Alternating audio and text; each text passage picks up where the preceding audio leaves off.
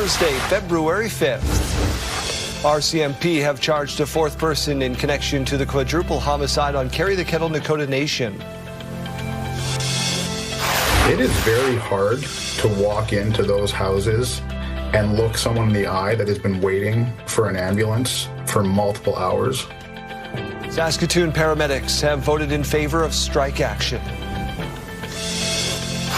We're a safe city. We have plenty of amenities. We have we just opened a brand new hockey rink this year. And later this hour, why the mayor of Warman says they've skyrocketed in national livability rankings. Stay with us, Saskatchewan. Your morning starts right now.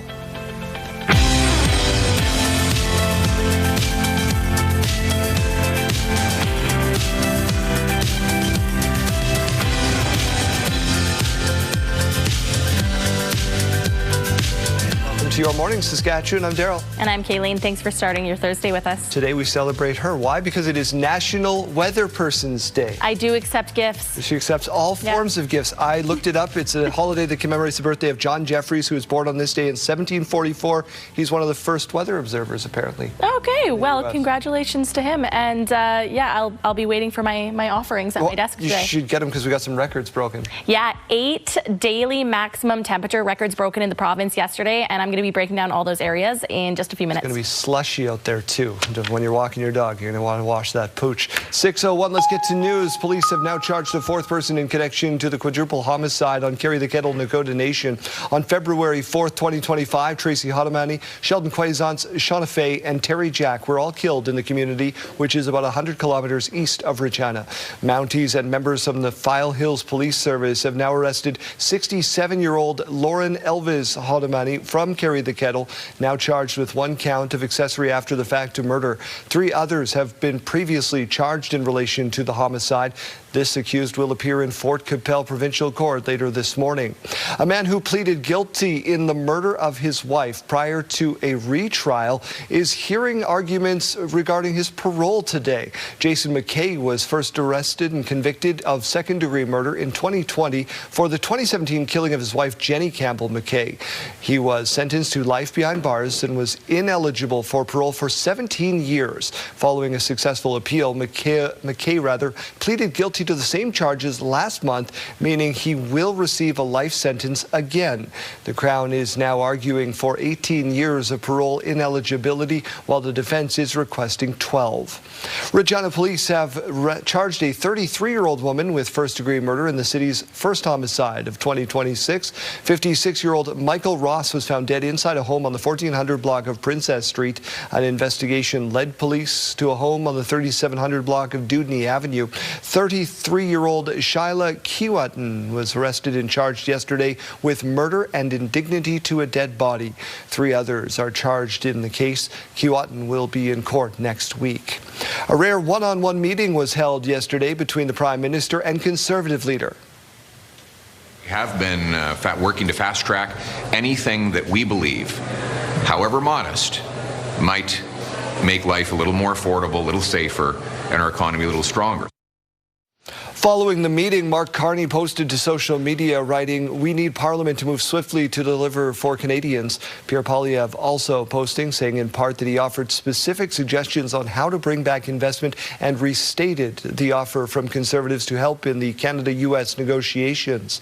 Right now, the Liberal government is 3 seats shy of a majority, meaning opposition support is required for them to pass legislation. Prime Minister Mark Carney is expected to announce Ottawa's new auto strategy today. Because we know our auto workers are right now feeling the brunt of the U.S. unjustified and unjustifiable tariffs. Reports say Ottawa will scrap its EV sales mandate, which was put in pause in September. The mandate would have required automakers to make sure EVs account for 20% of sales in Canada this year. Instead, the federal government is expected to announce fuel efficiency standards for new vehicles. Ottawa is also expected to bring back EV rebates. The program was paused last year after funding ran out. Canada now has a new advisory council with a mission to combat racism and hate in all forms. Now it's about taking the next step into a national unity committee that is broad, that does recognize the specificities of Islamophobia and anti-Semitism, but is focused on national unity, and I think that's important. The Advisory Council on Rights, Equality and Inclusion will replace the roles of the anti-Semitism and Islamophobia envoys. Positions that have been appointed by the former Prime Minister and Culture Minister will oversee the council and provide advice to the Prime Minister. The Liberals say they know how divided the country has become, and the standalone positions played a key part in identifying that polarization, but that now is the time to focus on bringing people together. The new council will be comprised of yet to be named academics, experts, and community leaders. Saskatoon paramedics have voted in favor of strike action. Jeremy Dodge following the latest on this. Good morning. Good morning, Daryl. The Saskatoon Paramedic Association, representing paramedics and emergency medical dispatchers with MediV Health Services West, says members voted 100% in favor of strike action this week. And the association says employees have been without a contract for 2 years, are facing a growing staff shortage combined with high call volumes, and they need better mental health supports for frontline workers. The Saskatoon Paramedic Association says although members have voted to strike, dispatchers and paramedics will continue to do their jobs as it considers next moves to pursue job action. It's very hard to walk into those houses and look someone in the eye that has been waiting for an ambulance for multiple hours. It hurts us. It morally hurts us to be exposed to that on the daily basis. And people are starting to realize that. Like, we have a number of staff on mental health leaves, various medical leaves, like an unprecedented number, I would say. MediV Health Services West says it is aware of the labor discussions and wants to reassure the community there are no changes to 911 and people should still use the service in an emergency. The Transportation Committee at Saskatoon City Hall wants to see an overpass designed for the 8th Street crossing on the east side of the CPKC railway tracks. The city report says the roadway sees about 8,200 vehicles per day at the crossing. The cost for an overpass is projected at about $54 million, $10.6 million more than what an underpass would cost. There's no timeline on when construction would begin, but the report says grade separation at the crossing was identified as part of a long-range infrastructure planning. The committee voted to send the proposal for a detailed design of an overpass for the area to City Council for approval. Daryl, we have an update for farmers. Sure do, Jeremy. Health Canada Pest Management Regulatory Agency has put an announcement out that pesticide strychnine will be banned for the rest of 2026. Along with the government of Saskatchewan, farming groups are disappointed with that decision. They say that gophers continue to be a huge threat to crops. They're probably a pest on all of the crops. They're particularly bad in lentils and in canola. They seem to favor those, but certainly they'll eat anything that's green. They're also a pest in rangeland. Not only do they eat off the grass, but they also dig the holes, which can be dangerous for livestock. Don Connick, who you just heard from there from APAS, says the decision could result in an $8 million loss across the province. Realtors in Saskatchewan say the housing market continues to face a shortage of availability.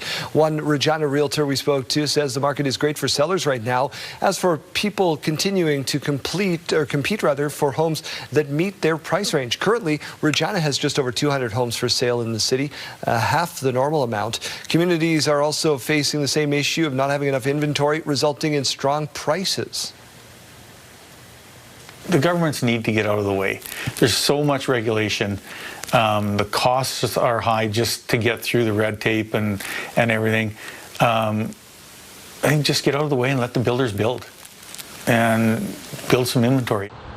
Although Saskatchewan's housing market remains affordable in comparison to other provinces, experts say houses continue to be sold over asking due to low supply and high demand. The e-bike industry appears to be feeling the impacts of increased tariffs for their American customers. Saskatoon-based Bikestrix has been serving customers in the U.S. for about 11 years, but the company says recent tariff announcements for steel and aluminum have impacted their sales. The company says there's an overstock of bikes, which used to be popular with Americans. It costs us more to get the high performance stuff, but now the problem is we're stuck with these high performance bikes that we can't really sell as much volume as we want in Canada. Obviously, the post that we made on Facebook has gotten pretty good, lots of attention, and we've moved quite a bit of these bikes in the last few weeks. We still have a few left, but yeah, it's improving, but that's the big challenge we're fighting with. The shop owner estimates a nearly 90% drop in American customers in the last year. A shocking development out of the hockey world has put Canadian star players' future on the line. Top NHL prospect Gavin McKenna was allegedly involved in an altercation Saturday night. According to court documents, the 18-year-old forward who plays for Penn State's men's hockey team faces felony charges. Police say McKenna allegedly assaulted a man and left him with a broken jaw. Penn State said in a statement they are aware of charges that have been filed, but as this is an ongoing legal matter, they will not have any further comment. McKenna is projected to be first overall in the NHL entry draft. If found guilty, he could face more than a decade in prison. The province's Canadian Elite Basketball League team has officially rebranded. The Saskatchewan Rattlers have officially become the Saskatoon Mamba. This happened yesterday. The team will play 7 of their games over at Merle's Belcher Place and 5 at SaskTel Centre. The new ownership group says it's not about reinventing the team, but reinvigorating it. You knew it when you felt it in the room. Something's different. And I think it was equally about charting a new path, introducing a new era, but frankly, with all the, outside of all the smoke and brand and all that good stuff, making real tangible changes in the way that this business, this entity, this cultural vehicle operates in the city of Saskatoon. Jason Ribeiro, who you just heard from there, also owns the Calgary Surge, and he says he's committed to keeping the team in Saskatoon. The Moose Jaw Warriors are catching fire, now unbeaten in 3 straight. Making their way around the outside. Lejeune now behind the net. Lejeune tries to jam it in. Rebound comes out, and the Warriors score. Landon McFadden had a goal and 2 assists. The Warriors scored 3 goals in the second period. They knocked off the Swift Current Broncos 5-3 last night. Warriors now 7th place in the East. Former Regina Pat now on the backhand scores, and it's a beautiful goal too. Julian Mays. Calgary Hitmen had another big second period, scoring 3 goals, helping them get past the Prince Albert Raiders 5-4 last night. Julian Mays with a nice goal there. The Raiders are now first team in the East. They've also clinched a playoff spot, first team to do so. Goodness gracious, they are good. Let's get over on this National Weather Person's Day to Kayleen Sawatsky, the best in the biz, tracking those high temperatures across the province. Yeah, so we're giving some special attention today, Daryl, to 8 areas in the province, and 7 of those exceeded their old records of those daily maximum temperatures, and 1 of those matched their old one. Let's take a closer look. Buffalo Narrows, you set a new record of 8.9 degrees. The previous record was 8.5 back in 2012. Cypress Hills, new record 11.8. Haven't surpassed that since 1992. Maple Creek 14.9 yesterday, one of the warmest areas in the province. Meadow Lake 6.4 yesterday. That beat the previous record of 5.1 in 2009. Also beating or tying some records, Prince Albert 6.0 degrees yesterday. That previous record was back in 1925. Rockland 7.2, previous record 1993. South End 4.4 degrees yesterday. That beat out the record of 3.3 from 1964. And Yorkton, you tied your previous record from 1991. That was 2.7 degrees. Let's talk about this morning. We're seeing some awesome temperatures again. A lot of areas today we're expecting to actually be warmer than what we saw yesterday. Not everywhere, but a lot of places. Stony Rapids still the coolest to start the day, -17, 0 degrees for La Ronge, 4 degrees right now in Prince Albert, 2 degrees in Hudson Bay. Down towards the south, we're seeing again some warmest temperatures down in Southwest. 6 degrees right now for Swift Current, 2 degrees in East End though, 2 degrees in Weyburn, and 5 degrees over in Estevan. let's take a look at this afternoon. It's going to be a beautiful day out there, folks. 9 degrees expected for Swift Current and Moose Jaw today. Weyburn and Estevan expecting to see those winds. 7 degrees will be the high. 7 degrees also for Regina. 4 degrees for Saskatoon. And once again, we are seeing a little bit of precipitation for Prince Albert with that high of 6 degrees. Now, we talked about the wind down in Weyburn and Estevan, but really that is going to be all across the province today, with some areas reaching 50-kilometer-per-hour wind gusts. This 5-day forecast showing that temperatures will be falling off for tomorrow. 1 degree for Regina tomorrow, 5 degrees though on Saturday, and 4 degrees on Sunday. Sunday night, we are seeing a larger system that's moving in on our radar there. It's going to be starting late in the evening and overnight hours, and then bringing some wet snow or rain to areas really all across the province on Monday as Regina reaches 2 degrees. In Saskatoon, 4 degrees today, mix of sun and clouds, 0 degrees tomorrow, 4 degrees on Saturday. So we are kind of fluctuating a little bit here. 2 degrees though on Sunday. And then again, we're talking about that system that's going to be starting late on Sunday night and then into early Monday morning, bringing some wet snow and rain.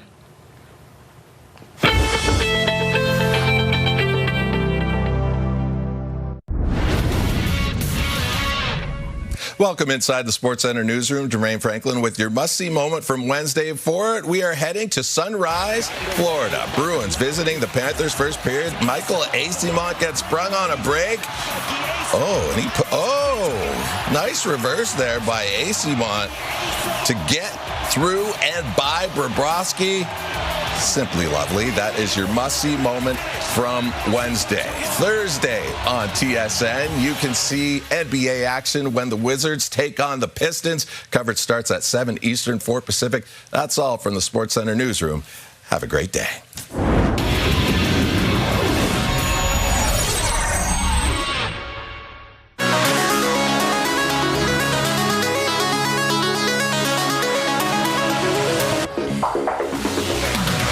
Well, in case you missed this catch of the day, it's more like the catch of the year. After a 2.5-hour battle, a Quebec fisher pulled a record halibut out of the Saguenay Fjord while ice fishing. Take a look.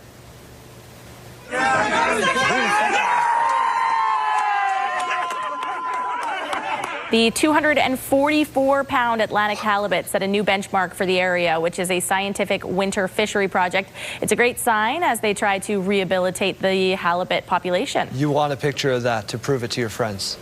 I want it for supper. That's also that for a whole fleet of people. Yeah. Big old party. So they're trying to rehabilitate the population, but they're pulling the biggest ones out? They put it back, I wonder? Maybe it's catch and release. I don't know. Yeah. I don't know. I saw it hanging there. I don't think that's a catch and release. Yikes. No. Question of the day is where we go next. Yeah, so producer Nathan actually came up with this one because he says it's only Thursday and it's been a week over here so far. It's been a month this week. Yeah, exactly. So he is looking for your advice. What is your favorite day to relax after a long day of work? Oh, how do you kick back? You're a video game guy, right, Jeremy? That's exactly it. Yeah, that's all I need. That's all I need. I think I hit a sauna later this afternoon. That might help. I'm the person that I just go straight home for a nap. So. Straight home? Yeah. That's not a bad idea either. We want to hear from you, so text your name and your answer to 10400. Standard message rates, of course, may apply. Or scan the QR code on your screen. We've got your rural forecast and more headlines coming up right after this look over the city of Saskatoon.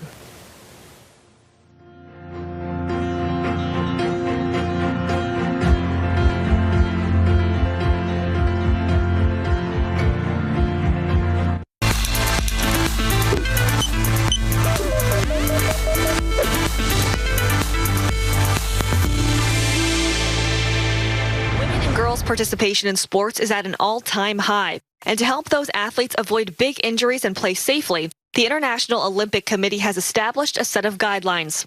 The committee recommends wearing protective equipment, including a well-fitted sports bra to reduce breast pain and irritation, ankle braces to prevent first-time and recurrent sprains, knee braces to prevent knee injuries, mouth guards to protect against dental injuries, and helmets in sports like cycling, skiing, snowboarding, skateboarding, and horseback riding to cushion brain injuries. According to the committee, all women athletes should warm up before playing to cut down on injuries. And coaches should also work to protect their athletes' mental state by creating safe spaces, free from body shaming and pressure, so girls and women feel supported on and off the field. With this Medical Minute, I'm Jacqueline Lee. Health Report, brought to you in part by SEIU West, Saskatchewan's first healthcare union. All right, let's take a look at this school day forecast brought to you by CAA School Safety Patrol, working together to keep our school zone safe. If you're heading out to catch the bus in Regina, we are now at 0 degrees. Some pretty clear skies to start the day. Winds coming in both cities around 20 kilometers per hour right now. If you're waking up with us from Saskatoon, you are at 2 degrees. Not a bad start to the day. By lunchtime, Regina sitting at 6 degrees with some sunshine. Winds coming in up to about 35 kilometers per hour. Also seeing those winds over in Saskatoon by lunch, sitting at 4 degrees. Just a few more clouds in the central zone. And by final bell, both cities at those expected daytime highs. For Regina, that is 7 degrees, and for Saskatoon, that is still sitting at 4 degrees. As we go to break, here's a look at those gas prices in Regina. The common price, $119.9. The lowest you might find, $104.9. In Saskatoon, the common price, $126.9. The lowest you might find is $114.9. Over to the farm markets now, where we find the street price of canola at $609.33 per ton, and the futures price at $659.10 per ton. Amber Durum wheat now sits at $278.59 per ton, and red spring wheat at $255.03 per ton. And the Canadian dollar is trading down. It's now at 73.16 cents US. Ahead this morning, Warman is climbing in the national livability rankings. We'll ask the mayor why. Stay with us.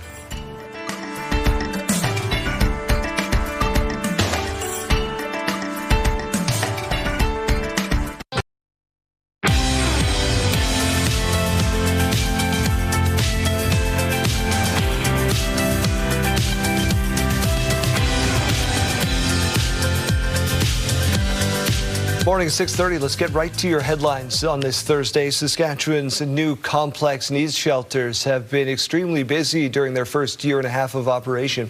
Police in Regina and Saskatoon have dropped off around 4,800 people who otherwise would have spent the night sobering up in police cells. Now a third site is being opened up in Prince Albert. Wayne Mantica reports. It was one police vehicle after another, bringing guests for the night to Regina's complex needs shelter. People are held in custody for up to 24 hours as an alternative to jail, as they sober up and receive treatment advice from experts. These are individuals that may be out on the streets and posing a harm to themselves or others, and really a police station isn't the right place for them to sit in a cell or even an emergency room for that fact. So we take them to the complex needs shelters. A total of 4,800 people have spent the night at complex needs shelters since the first opened a year and a half ago at a vacant Regina seniors housing building. It was followed by a second shelter at a former Saskatoon SLGA store. Now work is about to begin on a third shelter at a former government liquor store in Prince Albert. Yeah, we've actually just started the renovations to the building that's going to be housed in, and hopefully that's up and running sometime this summer. The provincial government contracted a private company to operate the Regina and Saskatoon shelters at a cost of $9.6 million for 18 months. Each has 15 beds. An operator is now being sought for the Prince Albert location. The NDP say high usage points to the seriousness of the addictions situation. I think those numbers speak to just how pronounced that problem has become. And I'd be interested to see what the numbers are like in Prince Albert when and should it open. Regina police consider the shelters a good option. It says the complex needs facility connects individuals with services that support recovery and healthier outcomes. And the Regina Police Service believes it is making a difference. There is currently a bill before the legislature that would enable involuntary court-ordered treatment for people with severe addictions. It could be the next step in finding help for those who need more than an overnight stay at a complex needs shelter. Wayne Mantica, CTV News, Regina. Thank you. After a fire on Christmas Day destroyed the building, the Prince Albert Salvation Army is getting back on its feet. The organization has moved into the Union building downtown. Says the people who rely on its services have been able to find the new location, and sometimes 70 people will use the warming center at night. The Salvation Army says it's been handing out winter clothes and serving around 80 meals daily. And to cover operational expenses, there is an upcoming fundraiser. Some of the replacement of stuff that we need is not cheap. I have already spent, in 1 week, I spent $7,000 on groceries. Last year, they raised about $65,000.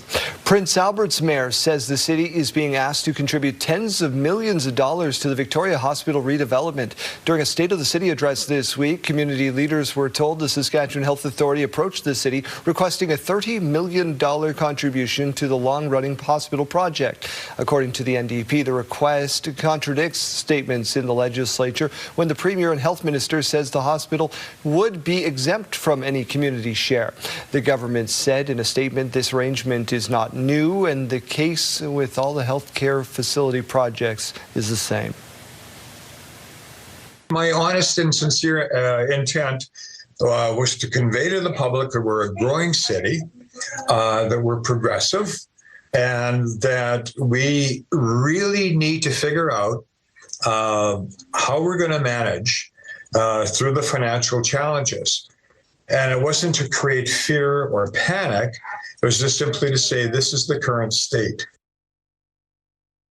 The mayor says the city was told rather the money would go toward furniture, equipment and fixtures. The government also confirmed that and said this funding arrangement was clearly outlined when the project was announced in 2020. A 65-year-old Saskatoon man is facing charges after a woman told police she was assaulted after being picked up by a taxi last month. Saskatoon police say on January 3rd, a 33-year-old woman reportedly being unlawfully confined and possibly sexually assaulted. She said she was picked up and driven to a number of locations around over a four-hour period before being taken to her home. Police say she was in a vulnerable state at the time. The 65-year-old man is now facing charges of unlawful confinement and sexual assault. Investigators believe other similar incidents have occurred and are asking anyone with information to call police. 65-year-old man is facing child exploitation charges. Members of the Saskatchewan Internet Child Exploitation Unit, or ICE, searched a Saskatoon home on November 25th where they seized electronic devices. As a result, Vincent McGowan is facing charges, 2 counts of possessing child sexual abuse and exploitation material, and he was released on conditions, expected to be back before the courts later this month. We are now a day away from the start of the Milano Cortina Winter Olympic Games. Officials with Team Canada say this morning there are athletes that are ready to go. I want to take a moment on behalf of the athletes to thank Canadians for standing with this team. We can't do it alone. We can't do it without Canadians behind us. More than 200 athletes representing Team Canada at these games. 4 years ago in Beijing, Canada won 26 medals, tied for its second best showing at the Winter Games. Heading into tomorrow's opening ceremony, there are serious concerns over the health of Regina's snowboarder, Mark McMorris. He was airlifted to hospital yesterday after a crash during a training run. Officials gave a little update on him this morning. He's in the village back with the athletes. It's a situation, of course, we're assessing hour per hour. Team officials say they will keep monitoring his condition before today's snowboard big air qualification. That decision expected to come by 9 o'clock our time. McMorris is a 3-time Olympic bronze medalist, and we wish him all the best in his recovery. Hope he can compete still. Let's get over to the Weather Center. Join Kaylee and Sawathki where things are feeling hot, hot, hot. Yeah, we're feeling some very warm temperatures yesterday and into today. A lot of places, not everywhere in the province, but a lot of places are going to be feeling even warmer than what we saw yesterday. So some great news, but we are also taking the good with the bad, and the bad is that we are seeing the winds increase even more than what we saw yesterday. I'm going to show you that wind board in just a moment. For right now, let's just take a look outside at the city of Regina. It's sparkling this morning because we actually can see outside in Regina. As you probably remember, the past couple days we've been dealing with that dense fog. Today things are looking pretty good. Just a few clouds to start the day as we wake up to that temperature of 0 degrees, and winds right now coming in at 15 kilometers per hour. In Saskatoon, also seeing a great start to the day, 2 degrees, so already already seeing that positive number. We are seeing some cloud cover right now and winds coming in right now at 17 kilometers per hour. Let's take our attention over to the afternoon. We are seeing a lot more red on this board than what we saw yesterday. So it starts in areas between Saskatoon and North Battleford there. The red indicating that the wind gusts are going to be surpassing 50 kilometers per hour. Later on into the afternoon hours, we see that red popping up in areas between Yorkton and Regina, and then down through Estevan as well, and also some areas south of Swift Current. Areas lighting up in yellow, we're going to see those winds up to about 40 kilometers per hour. So really all across the board, seeing some very strong wind gusts this afternoon. Futurecast showing that Prince Albert actually did see some flurries earlier on this morning. Now looking towards later in the morning, we're seeing it mainly in areas north of Prince Albert there, and then also east of Prince Albert. That system is going to be tracking down towards the south and then exiting the province right in that central zone there north of Yorkton. And then we're talking about some more flurries making their way into the province. This is a Friday, 10:45 a.m., and that system will be reaching Prince Albert there with some flurries. And then Friday, 6:30 p.m., you can see that it's beginning to make its way out of the province. Today's forecast with those temperatures, though, we are seeing some very nice highs of 9 degrees in areas around Swift Current and Moose Jaw. 7 degrees expected for Weyburn and Estevan, although you do see that windy icon there. 7 degrees for Regina, 4 degrees for Saskatoon. Prince Albert, 6 degrees. Yorkton, 3 degrees. And the Battlefords, 6 degrees expected. Temperatures will be dropping off for your Friday. However, they're going to be going right back up for a lot of places on Saturday. So Regina, 1 degree tomorrow, 5 degrees on Saturday, 4 degrees on Sunday. And then we are seeing a system that is making its way in on Sunday evening, which is going to be bringing some rain and likely some very wet flurries to areas in central and southern Saskatchewan on Monday.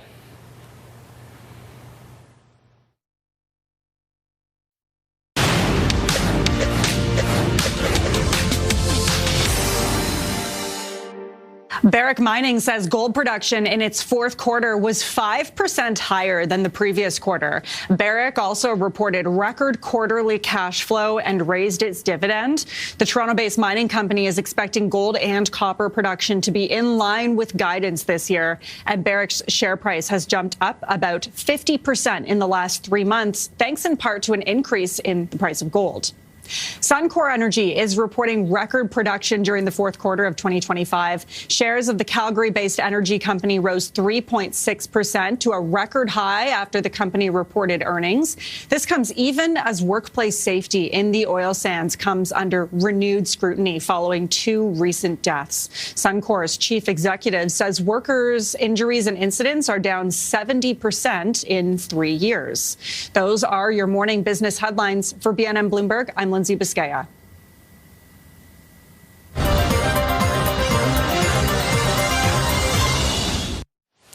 Jumping up 115 spots in a recent publication for livability in Canada. The city of Warman is now ranked 19th nationally.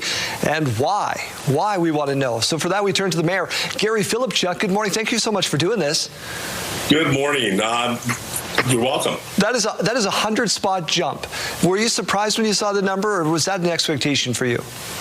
Well, a 100 jump spot was incredible, and we got the phone call from the publication, and with that, we had a chance to discuss some of the reasons why and where the areas that we really did see a difference. And one of those was safety. Some of that was also the different things that people have available within our city. A lot of them recreational activities and such. What makes Warman such a great place to live? Warman, it's a satellite city where we're just outside of Saskatoon, about 20 kilometers away. We're a safe city. We have plenty of amenities. We have we just opened a brand new hockey rink this year, a second rink attached to our current one. So it's a wonderful place to live, work, play, and invest in. Do you feel like you're the #1 safest place in Canada?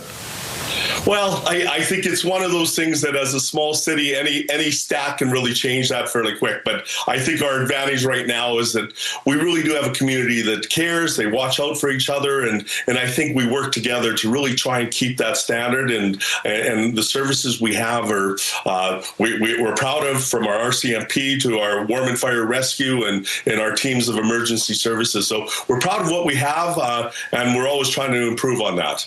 Every community wants to grow. I'm sure yours is no exception. So how do you harness this information and turn it into a campaign to get more people to live there?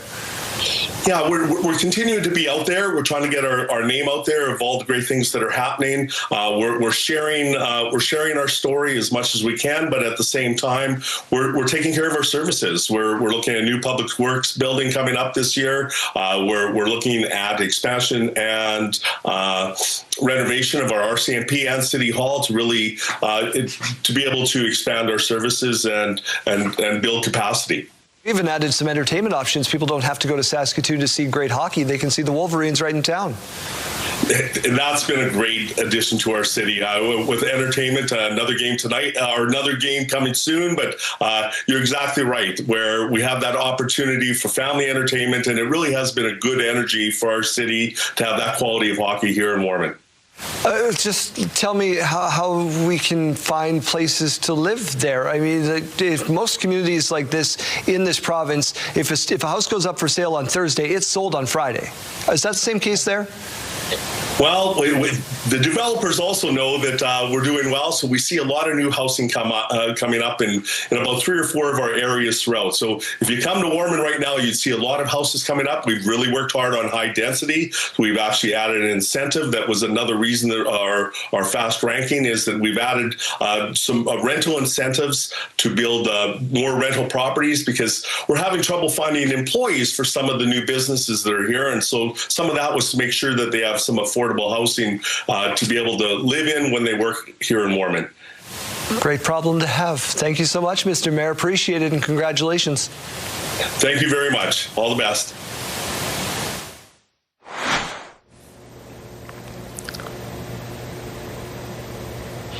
All right, Janelle Lippi out on location this morning, enjoying a few exhibits at the Mackenzie Art Gallery this morning. Janelle?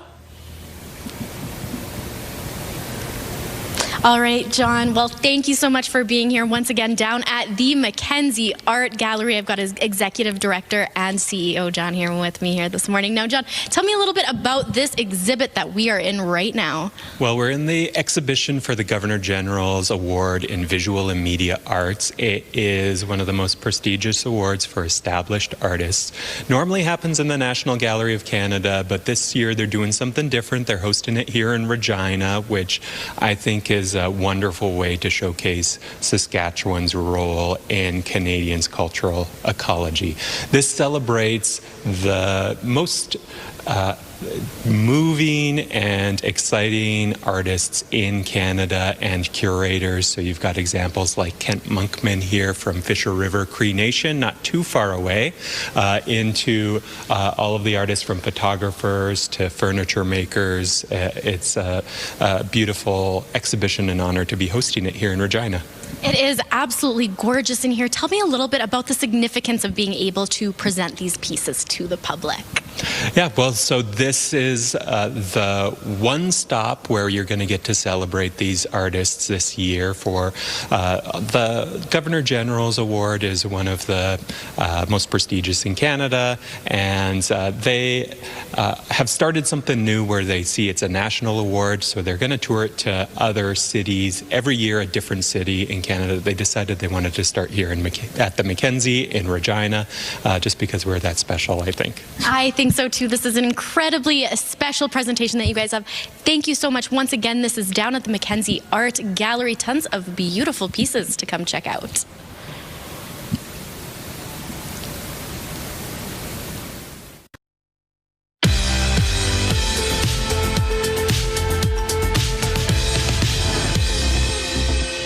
It's February 5th, and we have these milestones to share with you. We'll start off with a belated birthday wish going out to Asen, who celebrated his 12th birthday yesterday. We hope it was a great one, with love from your cookum, Leanna.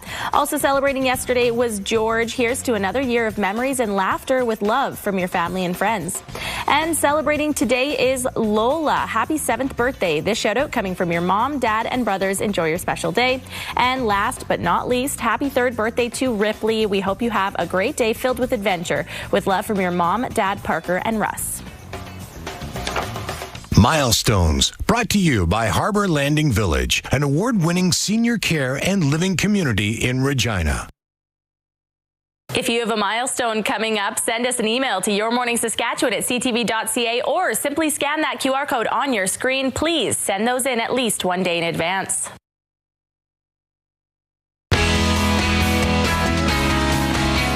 Hey, it's the Your Morning Prop Guy, Brandon Hall. I asked AI to make an image of what it would look like if you were rebranded. So let's show that to people at home so that you can see this. Pull it up. Director Rob, you got that photo? There it is. I'm the Your Morning Prop Guy. It did a pretty good job. I don't know why you have a banjo. Man, my teeth look great in that. That's fantastic. God, that is... Do you have time for bacon and eggs first thing in the morning like that? Right. That seems ambitious. Is that a little tractor in the back there too? Perfect. Very on brand. What's going on in the radio today? That's... I'm speechless, man. Thank you for doing that. We're trying to crack the co-op code again. We still haven't found the second digit of our 6-digit long co-op number. So if you want to try your hand at it a little after 7 o'clock, listen for your chance to text.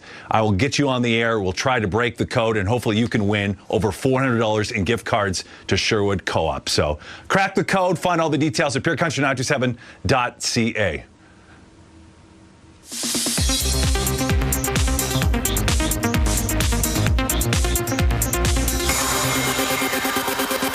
It'll be the most dramatic pre-rose ceremony ever. The Bachelorette before the first rose airing on ABC and Hulu following the Oscars on March 15th will preview the new Bachelorette season launching on March 22nd. In the special, 18 former contestants reminisce and offer advice to the newest Bachelorette, Taylor Frankie Paul. Dust off your turntable. The lineup for this year's Record Store Day has been announced. You'll find exclusive vinyls from this year's Record Store Day ambassador Bruno Mars, plus Bruce Springsteen, Ariana Grande, Madonna, the Rolling Stones, and dozens more at an independent record store near you on April 18th. The ratings numbers are in, and the Grammys, which aired on CBS Sunday, saw a 6% fall off in viewership from last year. But the Grammys were still the most watched award show since the Oscars back in March of 2025. In 2027, the Grammys moved to ABC. And happy birthday to comedian, screenwriter, and director Christopher Guest, who turned 78 today. That's what's happening in Hollywood. Jacqueline Lee, ABC News. And here, all the way up, all the way up.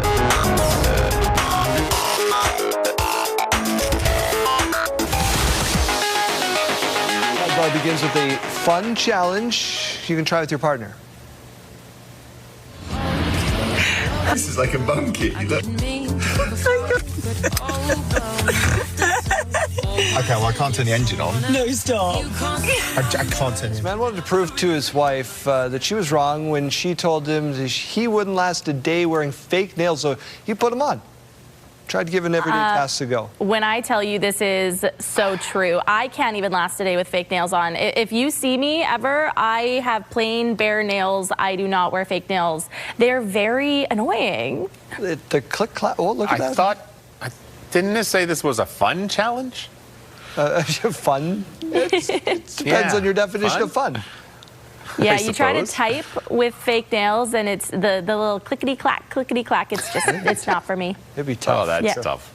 All right, let's take a look at this other clip. It's a mom that found the perfect way to bond with her son. You got a friend in me. You got a friend in me. Just a little bit of me time with her mini-me. Both on the couch, holding hands, wearing their favorite masks. Iron Man for him, and, you know, that red light mask for her. How nice. All right. Well, relax. Fill up your coffee. We're back after this. You got a friend in me.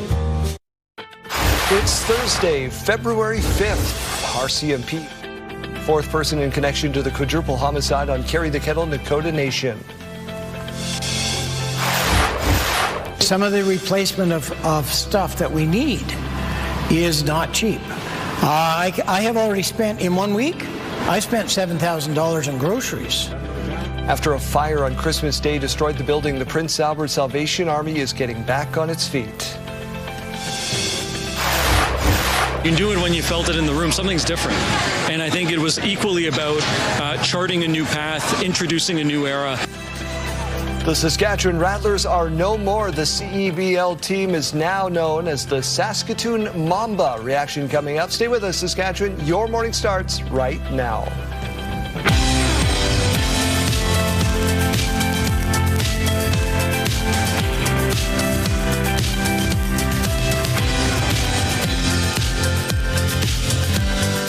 Welcome to your morning on this 7 o'clock Thursday. I'm Daryl. And I'm Kayleen. Good morning and happy Thursday. National Weather Person's Day, and you're going to be very popular today because, what, 8 temperature records yesterday? 8 temperature records. Well, Today's going to be warmer? Technically 7, and then one space that was Yorkton that tied their daily maximum record. And yes, today in a lot of places going to be warmer. Slushy out there. Let's get right to your headlines. We'll get to weather in just a moment. Police have now charged a 4th person, as we mentioned off the top, in that quadruple homicide on Carry the Kettle, Nakota Nation. On February 4th, 2025, Tracy Hotamani, Sheldon Quaisance, Shauna Fay, and Terry Jack all killed in the community, which is about 100 kilometers east of Regina.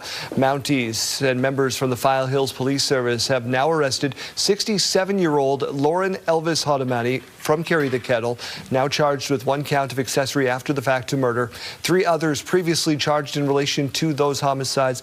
The accused this time will be in Fort Qu'Appelle Provincial Court later this morning. Regina police have arrested and charged a 33-year-old woman with the first-degree murder in the city's first homicide of the year. 56-year-old Michael Ross was found dead inside a home on the 1400 block of Princess Street. An investigation led police to a home on the 3700 block of Dudney Avenue. 33-year-old Shyla Kiwatton is arrested, charged with first-degree murder and indignity to a dead body yesterday. 3 others are facing charges in this case. Kiwatton will be in court next week. Just before his retrial was set to begin, a man who pleaded guilty in the murder of his wife heard arguments regarding his parole Wednesday. It comes more than 8 years following the death. Donovan Mace with the latest details.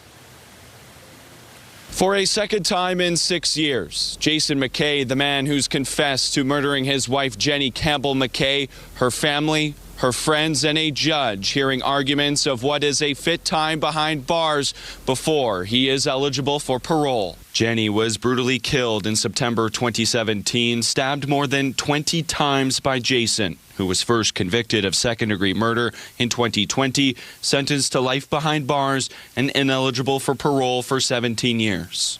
Now, following a successful appeal, Jason pleaded guilty to the same charges last month, just days before his retrial was set to begin.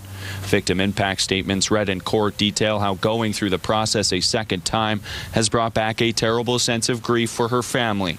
According to Jenny's father, Doug, there was an ongoing anger of how this could be happening, dragging on for over 8 years while it felt like the rights and personhood of our deceased daughter felt ignored. Her mother, Glenda, is saying she has a new niece and 2 new nephews who only know Auntie Jenny through stories and our memories, not as she should have been and could have been known. In a rehashing of arguments of when Jason should be eligible for parole, the Crown is now arguing for 18 years. Prosecutor Adam Brecker saying the circumstances of Jenny's murder are indeed horrific, and we submit a call for a sentence in the upper end of the range in terms of the nature of brutality involved and the character of the violence. Defense lawyer Mark Nolan requesting 12 years, saying Jenny Campbell shouldn't be dead. This is a heinous, violent crime that happens all too often in our society, particularly in Saskatchewan. In closing, McKay given an opportunity to speak where he apologized for his actions, calling the events of 8.5 years ago a horrific tragedy, adding he thinks of Jenny every day and hopes everyone can move on. Justice Beverly Klatt is set to hand down her final decision February 24th. Donovan May, CTV News, Regina. A rare one-on-one meeting was held between the Prime Minister and Conservative leader yesterday. We have been working to fast-track anything that we believe, however modest, might make life a little more affordable, a little safer, and our economy a little stronger. Following the meeting, Carney posted a picture to social media writing that they need Parliament to move swiftly to deliver for Canadians. Pierre Poilievre also posted saying in part he offered specific suggestions on how to bring back investment and restated his offer from Conservatives to help in the Canada-US negotiations. Right now, the Liberal government is 3 seats shy of a majority, meaning they need help to pass any legislation. And the Prime Minister is expected to announce new policies on electric vehicles today. including the revival of a popular EV rebate for consumers.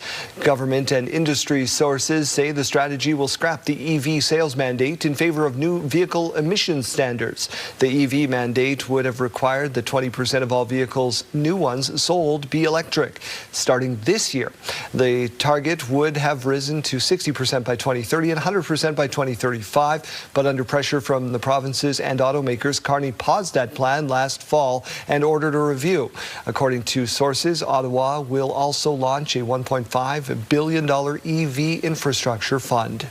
Saskatoon paramedics have voted in favor of strike action. Jeremy Dodge is with us. Why? Well, Daryl, the Saskatoon Paramedic Association represents paramedics and emergency medical dispatchers with Medavie Health Services West. They say members voted 100% in favor of strike action this week because employees have been without a contract for 2 years. They're facing a growing staff shortage combined with high call volumes, and they need better mental health supports for frontline workers. The Saskatoon Paramedic Association says although members have voted to strike, dispatchers and paramedics will continue to do their jobs as it considers the next move to pursue job action. It is very hard to walk into those houses and look someone in the eye that has been waiting for an ambulance for multiple hours. It hurts us. It morally hurts us to be exposed to that on the daily basis. And people are starting to realize that. Like, we have a number of staff on mental health leaves, various medical leaves, like an unprecedented number, I would say. Medavie Health Services West says it is aware of the labor discussions and wants to reassure the community there are no changes to 911 and people should still use that service in an emergency. Well, after a fire on Christmas Day destroyed their building, the Prince Albert Salvation Army is getting back on its feet. The organization's moved to the Union building downtown and says people who rely on its services have been able to find the new location. Sometimes 70 people will use the warming center at night. The Salvation Army says it's been handing out winter clothes and serving about 80 meals daily. To cover operational costs, there's an upcoming fundraiser dinner. Some of the replacement of stuff that we need is not cheap. I have already spent, in 1 week, I spent $7,000 on groceries. Last year's Plates of Hope raised $65,000 to cover a brand new professional kitchen, which was also lost in the fire. Well, Daryl, we have an update for farmers who are looking for some help with a gopher problem. Still talking about strychnine. Jeremy, Health Canada Pest Management Regulatory Agency put out an announcement that pesticides like strychnine will be banned for the rest of 2026. Along with the government of Saskatchewan, farming groups are disappointed with that decision. They say gophers continue to be a huge threat to crops. They're probably a pest on all of the crops. They're particularly bad in lentils and in canola. They seem to favor those, but certainly they'll eat anything that's green. They're also a pest in rangeland. Not only do they eat off the grass, but they also dig the holes, which can be dangerous for livestock. Now, Connick says the decision could result in an $8 million loss across the province. Realtors in Saskatchewan say the housing market continues to face a shortage. One Regina realtor says the market is great for sellers right now as people continue to compete for homes that meet their price range. Currently, Regina has about 200 homes for sale, which is half the normal amount. Rural communities also facing the same issue of not having enough inventory. The governments need to get out of the way. There's so much regulation. The costs are high just to get through the red tape and everything. I think just get out of the way and let the builders build and build some inventory. Although Saskatchewan housing market remains affordable in comparison to other provinces, houses continue to be sold over asking. Saskatchewan Rattlers are no more. The CEBL team will now be known as the Saskatoon Mamba. The team says it's part of a new direction. The team is playing in a new venue. They'll be splitting time between SaskTel Centre and over at Merlis Belcher Place. The owner says it's not about reinventing, it's about reinvigorating. You can do it when you felt it in the room. Something's different. And I think it was equally about charting a new path, introducing a new era, but frankly, with outside of all the smoke and brand and all that good stuff, making real tangible changes in the way that this business, this entity, this cultural vehicle operates in the city of Saskatoon. The owner, who also owns the rival Calgary Surge, I don't know how that's going to work out, says they have committed to Saskatoon for years to come. The 72nd annual Luther Invitational Basketball Tournament set to tip off today. 16 teams from across Western Canada will be in Regina competing for the honor of LIT champion. 8 girls teams, 8 boys teams will take part. Students at the Luther College High School are involved in one way or another in running this event. Those not serving on a community are helping to create artwork along the way, honoring those traditions from years past. Last year, they are honoring the 2006 Boys Luther team that won the whole thing. For us, bringing back special guests like the winners of the tournament is really important, because for Luther itself and the Luther Invitational Tournament, tradition is really big. We value tradition. In our Semple Gymnasium, it says, continue the tradition. So I think that bringing back people who hold the Luther values in them is really, really important to the values of the tournament and the school as well. This year's theme is Global Jam, so that'll be a lot of fun to check out. And great temperatures to get over to the gym and check out some 72nd annual LIT basketball. Keelan, what kind of records you got behind you? Well, we're talking about 8 areas in particular this morning. 7 of those that exceeded temperature records for February 4th yesterday, and one of those areas that actually matched their old record. So let's take a closer look at these. Buffalo Narrows, 8.9 degrees yesterday. That surpassed the previous record of 8.5 in 2012. Cypress Hills, new record. That previous one was set in 1992.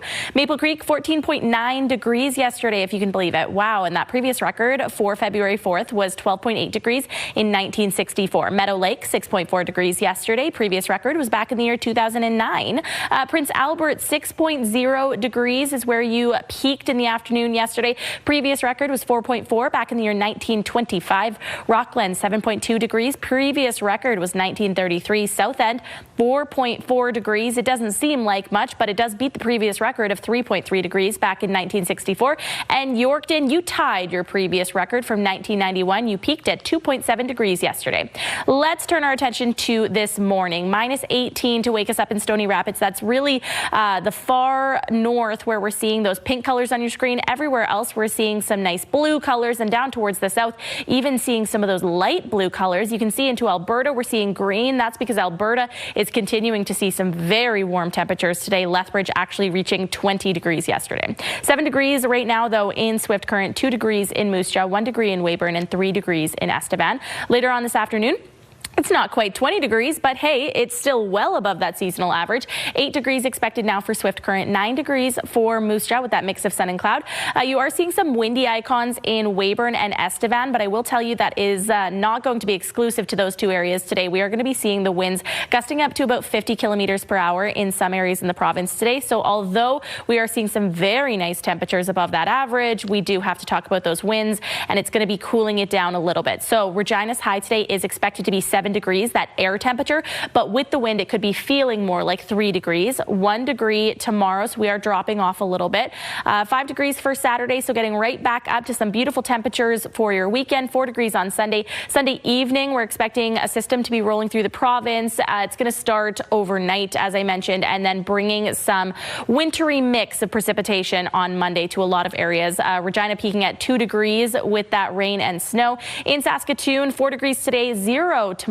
4 degrees on Saturday. So again, we're seeing that bit of a roller coaster for temperatures. 2 degrees on Sunday, and again, seeing that system making its way in overnight, bringing some rain and wet flurries on Monday.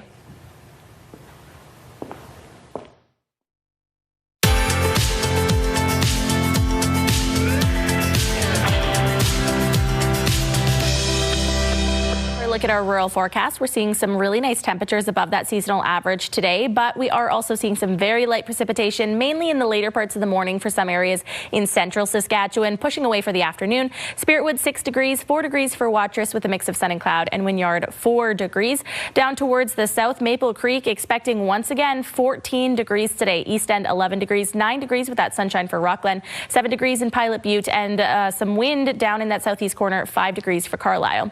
Let's turn our attention to Sturgis, where internet plans up to 1 gig are available from SaskTel. 4 degrees this afternoon, mainly sunny, just a few clouds, and northwest winds increased from yesterday. It could be gusting up to 40 kilometers per hour. Welcome inside the Sports Center newsroom. Jermaine Franklin with your must-see moment from Wednesday forward. We are heading to Sunrise, Florida. Bruins visiting the Panthers first period. Michael Eyssimont gets sprung on a break. Nice reverse there by Eyssimont to get through and by Bobrovsky. Simply lovely. That is your must-see moment from Wednesday. Thursday on TSN, you can see NBA action when the Wizards take on the Pistons. Coverage starts at 7 Eastern, 4 Pacific. That's all from the Sports Center newsroom. Have a great day.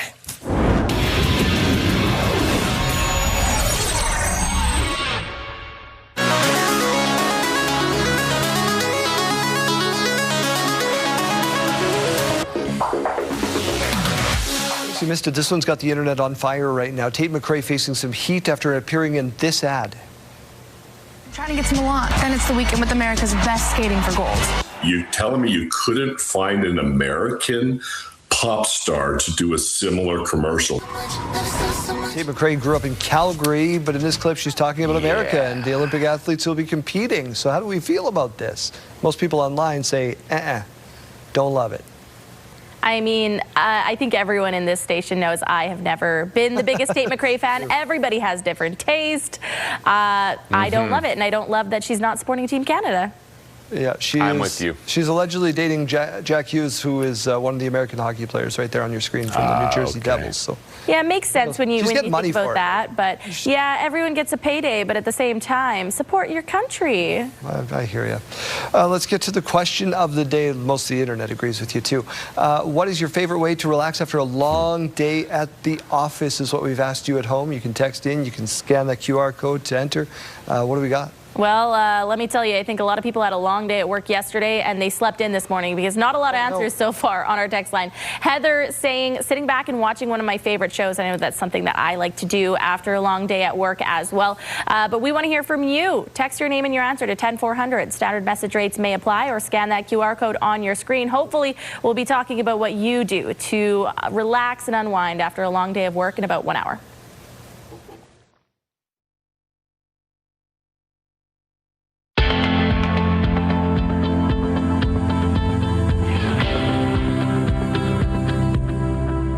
Time for your morning mystery. We've got 3 clues lined up for you at home to play along with us. Clue number 1 is this. The first one took place in 1967. Alicia Keys holds the record for having sung the longest national anthem at 2 minutes, 35 seconds.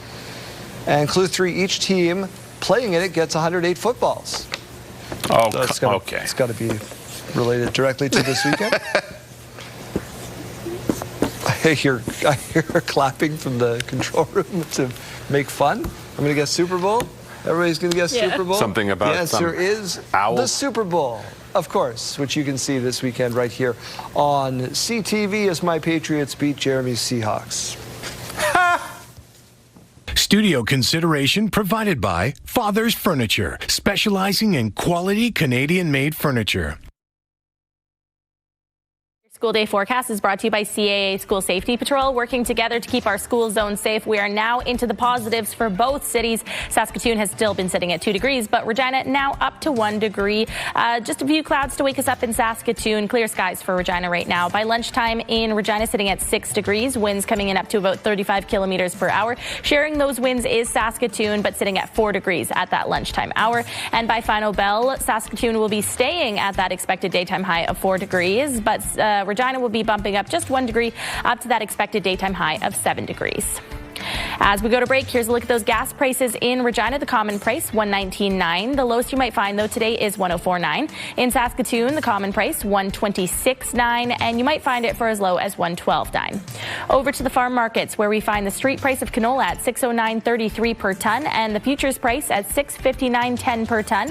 Amber Durham wheat now at $278.59 per ton, and red spring wheat at $255.03 per ton. And the Canadian dollar trading down this morning at 73.16 cents U.S. After the break, an update on the Prince Albert Salvation Army. Stay with us.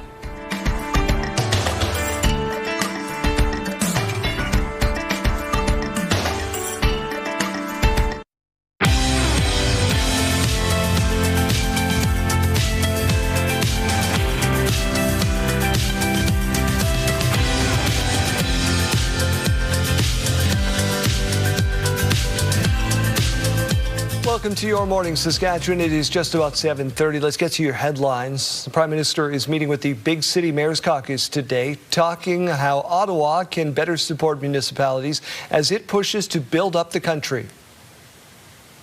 We're just here to emphasize the programs we're putting in place, Canada's new government's putting in place, and how we can work together. Once colleagues leave, we're going to get down to brass tacks in terms of what's working, what's not, how we can hit the ground running. We know that housing can't be built faster than the water, wastewater, and community infrastructure that supports it, and that same infrastructure underpins trade and the important trade relationships we have. And we know that if you want to double the exports east to west, we need the roads and the bridges that connect every factory and every mine to those rail and port infrastructures, and high quality public transit that transports those goods around our biggest and largest cities. The mayors and Carney are expected to talk changes to the criminal code, making bail stricter and building up the RCMP. Former Prime Minister Stephen Harper speaking at a gala event in Ottawa last night to mark the 20th anniversary of his government. Harper told the crowd that Canada needs to adapt to a new geopolitical reality and has to lessen its dependence on the U.S. To be clear, these realities mean that we must reduce our dependence on the U.S. in order to protect our sovereignty and our economy. But we must do so also clearly understanding that by all the critical measures of international relations, America will still remain our principal partner in the world. Thus, our future path requires balance and sober reflection. Our national conversation must be mature enough to acknowledge that many of the difficulties we now face as a country cannot be blamed on Donald Trump. In too many cases, they stem from bad decisions by our own government. A new poll suggests Canadians feel the healthcare system has deteriorated over the past decade as they increasingly struggle to access family doctors and see specialists. The Angus Reid survey compares the results of more than 4,000 respondents from the last year. It was conducted in 2015. The latest results say half of respondents reported either not having a family doctor or struggling to see the one they do have. That marks a 25% increase in difficulty accessing a family doctor since the year 2015. The Saskatchewan NDP says the province has broken its promise to fully fund the Victoria Hospital redevelopment project after the city of Prince Albert revealed it's now being asked to contribute tens of millions of dollars. Carla Shinkaruk reports. Saskatchewan Health Authority is asking the city of Prince Albert for $30 million. That revelation from Mayor Bill Pawlinski came during Tuesday's State of the City address. He told community leaders the Saskatchewan Health Authority approached the city within the last year, requesting a contribution towards the Victoria Hospital redevelopment project. My honest and sincere intent was to convey to the public that we're a growing city and that we really need to figure out how we're going to manage through the financial challenges. And it wasn't to create fear or panic. NDP leader Carla Beck says the request contradicts assurances made in the legislature last November when the government said the project would be exempt from any community share. It was a surprise to us, but I think even more so a surprise to the people of Prince Albert and City Council in Prince Albert to find that they're going to be hit with a $30 million bill for that project. In an emailed statement, the government said that as with all major health facility projects, the local community is responsible for the cost of furniture, fixtures, and equipment for the renewed and expanded Victoria Hospital. It added this funding arrangement was outlined in 2020 when the project was first announced. Palinski, who has been in office for just over 15 months, says he was not aware of the exact items the city would be responsible for and only learned of the $30 million figure in the fall. He adds council is also seeking clarity on what contributions may come from surrounding municipalities and northern communities that use the hospital. All of these questions, we're not backing away from a commitment. We're just asking for more information so we can arrive at a good decision. Palinski says the city currently has about $6 million available towards the project. For now, negotiations continue, leaving the final cost to Prince Albert taxpayers still unclear. Carla Shinkaruk, CTV News, Saskatoon. There is frustration for a Saskatoon family after their loved one's obituary was rewritten and shared online without their knowledge. Stacey Hine on the legality of that practice. Matthew Marinelli's sister, CJ Leopard, died in December. She was almost my, Irish twin, if you want. So we're about a year and a half difference. Her obituary honored her life, describing a hard worker and a devoted mother. But Marinelli says a different version of her obituary later appeared on a website he didn't recognize, containing altered wording and false information. It was quite appalling, and then to realize that on this fake obituary, it was stating that she was survived by her husband, but yet her husband had died like 10 years before that. The website is called Ecovita. It's based in Quebec and reposts obituaries, along with accepting donations to plant trees and light candles. They're posting it without consent. Yeah, it's horrific. Marinelli says he reached out to the company asking it to remove the post, which it has since done. A spokesperson with Ecovita told CTV News, quote, "We are a Canadian organization that centralizes, aggregates, and amplifies publicly available obituaries to inform the public of a passing." One lawyer says the practice is legal, but it raises ethical concerns. The difficulty with it is that they're doing it without the family's consent, which is not legally required. But there is sort of an ethical issue here that I think bothers a lot of people. There have been cases where obituary websites faced legal challenges. In 2019, a company called Afterlife was ordered to pay $20 million in a copyright class action lawsuit. Peter Jacobson says some sites avoid similar challenges by changing the wording. Well, they're getting around copyright laws by not publishing exactly the same wording as is in the obituary. Saskatoon Funeral Home says obituary reposting is on the rise. I think it's getting more prevalent with the expansion of artificial intelligence and those third-party websites being able to just aggregate and scrape information on a much larger scale. For Marinelli, sharing his experience is about raising awareness and helping other families avoid the same situation. Stacey Hine, CTV News, Saskatoon. 6 never-before-seen pieces of Saskatchewan art are being unveiled as part of Archives Week. Archives Week runs during the first full week of February, highlighting the important role the archives play in preserving Saskatchewan's identity. Last night, organizers unveiled a new public exhibition called Art Realities, featuring artwork and archival material from 6 Saskatchewan artists. When that happened, we thought, let's get together and do a project in the exhibition space where we combine the archives, about 6 artists from this project, the recordings, and art from the permanent collection at Sask Arts. And that's what we did. We've been working on it for about a year and a half. The exhibit runs from now until the 31st of July. We're also waiting for confirmation this morning on whether Canadian snowboarder and Regina's own Mark McMorris will compete today. We're not going to take chance, like for the health of an athlete, and same for the athlete. So we're working with them to put them in the best condition. McMorris was taken to hospital yesterday after a crash during a training run. Team Canada officials said he was released soon after. McMorris is said to be feeling good this morning, but officials say he will be monitored before today's snowboard big air qualification. He should have a decision by 10 a.m. Eastern, that's 9 o'clock our time. McMorris is a 3-time Olympic bronze medalist. We're keeping our eye on that. Women's hockey, by the way, there was a game this afternoon that has now been postponed because of the rink. Let's get over to Kaylin Sawatsky in the Weather Center. You got all kinds of records broken yesterday.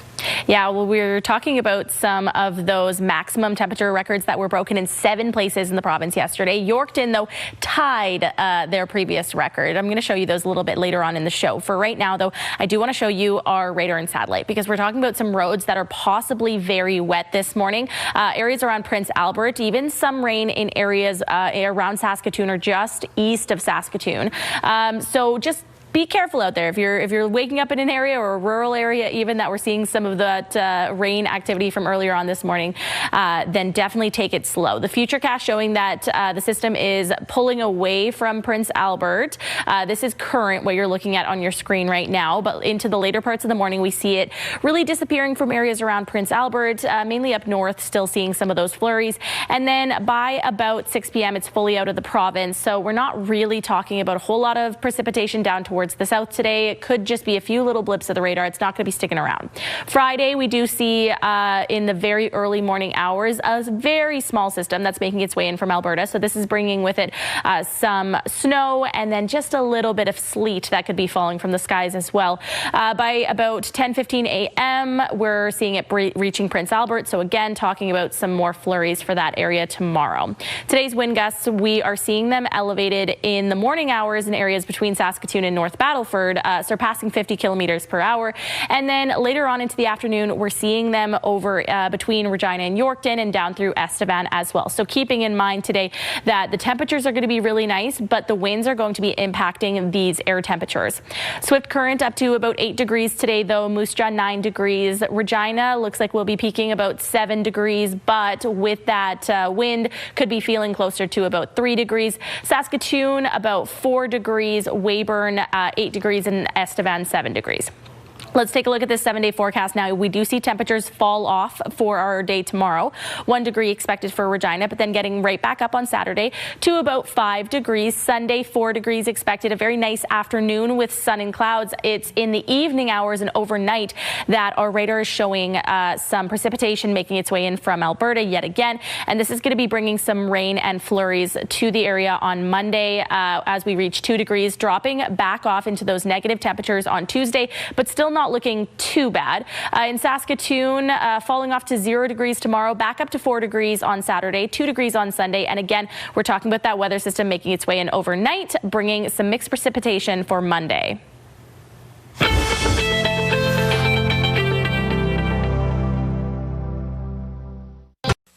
Here's what's happening in our community. The Mardi Gras roast beef supper is on February 6th at 6 p.m.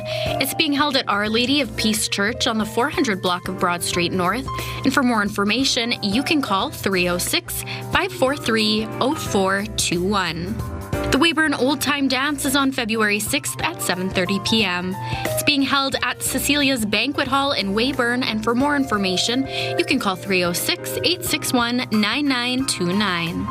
And the Trigeminal Neuralgia Support Group is on February 7th at 10 a.m. It's being held on the 2200 block of Park Street. For more information, you can call 306-751-0761. If you'd like your event shown here, you can email us at reginacommunity@bellmedia.ca with at least 2 weeks' notice.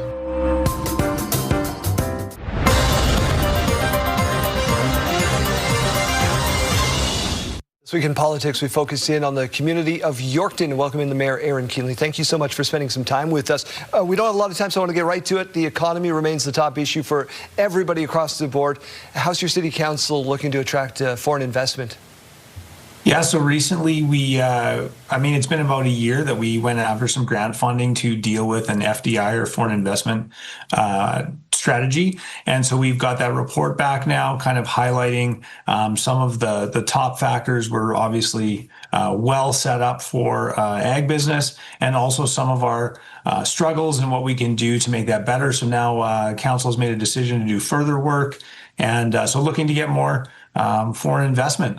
With Louis Dreyfus here, obviously an international player, it shows well that Yorkton is positioned to handle some of those big businesses, and been lots of interest around economic development and different businesses looking to build here in Yorkton. The other thing people always want to deal with is infrastructure. You got some potential economic growth on the horizon, as you just mentioned. Are you prepared for that? There's work that needs to be done. To be completely honest, our wastewater treatment plant does put us in a position where we need to see something happen there. We need partnership from both the provincial government and federal government to deal with that. Streets and roads, we're investing a lot more money than we used to. Core infrastructure like water lines, we're doing a transmission main out to the north end of our city, which is where a lot of that industrial work happens. But I would say there is a little bit of a bottleneck there just because of the state of our wastewater treatment plant, but doing good work on that, and looking for partnership to help us get that to the finish line. Mr. Mayor, Council also discussed challenges in recruiting and retaining healthcare professionals. This is a problem across the board, no matter where you go in this country. What can the city realistically do to compete with larger centres, the Reginas and Saskatoons of the world? Yeah, I mean, there's different things that we're looking at doing, and of course, healthcare is a provincial responsibility, but I think a lot of municipalities are finding creative ways to attract and retain. Certainly, one of the things that we're working on is, again, building that relationship with the provincial government. We've had meetings with them in relation to our new hospital that will be coming. It's in the queue, just a matter of the province continuing, I guess, to do their work on their end, but I think a new facility helps with that. Also, we've had sessions with some of our new recruits, and just showing them all the different things that you can do around Yorkton and kind of become a part of a great community, and try to make them feel right at home so that they stay, and that's the retention part. Weather's getting better. We got 30 seconds for you to pitch why all of us across the province and the south here should come visit the community of Yorkton. Go. Yeah, well, I mean, great people. I think it all starts with the good people. There's so many events that are going on. We're a busy community. Like I said, a lot of people looking at the opportunity they have here. It's affordable. I've always said, as a small business person, the cost to entry, both to live in Yorkton as well as to open a business here, is low, and that's something that's a positive for anybody coming from Saskatchewan or from outside. We've got a very connected community as far as our pathways and parks, and so for raising a family, I don't think there's a better place, and that's honestly what's kept me here and encouraged me. I think I have 4 or 5 siblings that have now moved to Yorkton as well. My parents are looking for a place, and it's not all just because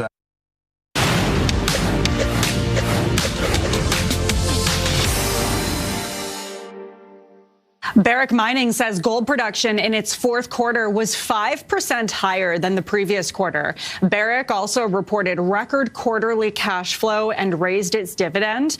The Toronto-based mining company is expecting gold and copper production to be in line with guidance this year, and Barrick's share price has jumped up about 50% in the last 3 months, thanks in part to an increase in the price of gold. Suncor Energy is reporting record production during the fourth quarter of 2025. Shares of the Calgary-based energy company rose 3.6% to a record high after the company reported earnings. This comes even as workplace safety in the oil sands comes under renewed scrutiny following 2 recent deaths. Suncor's chief executive says workers' injuries and incidents are down 70% in 3 years. Those are your morning business headlines. For BNN Bloomberg, I'm Lindsay Biscaya. All right, let's head back out to the Mackenzie Art Gallery now and check in again with Janelle Lippi. Janelle.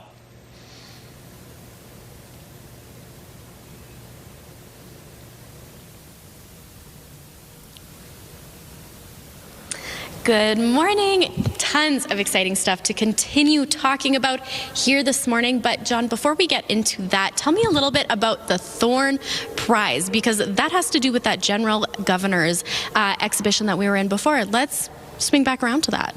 Yeah, so we actually just launched our own prize less than a month ago. Local legend Lynn Goldman funded one of the largest art prizes in Canada in memory of her brother, Anthony Thorne, who was a Regina-based painter. So every 2 years, a mid-career artist is going to get $50,000 and an exhibition. The first one's going to be this time next year. Incredible. All right, well, lots to look forward to. Now, let's talk a little bit about the room that we are in right now. What do we have around us? So this exhibition is called Memories of Trees, and it's about how artists relate to the land. And so just behind us here, we have Regina-based dance troupe, Fata Dance, but doing choreography in the Qu'Appelle Valley that's just beautiful, exploring the rhythms of the seasons and how we navigate that as prairie people. And it's a mesmerizing piece amongst many others within this show. Fantastic. Well, lots of beautiful things to see here. If somebody's maybe looking to come check it out, how long is this open for? It closes this month on the 22nd, so come by soon. You've got just a few more weeks to come by. All right, John, thank you so very much. Once again, down at the Mackenzie Art Gallery, tons of cool stuff to come check out, and there is still time.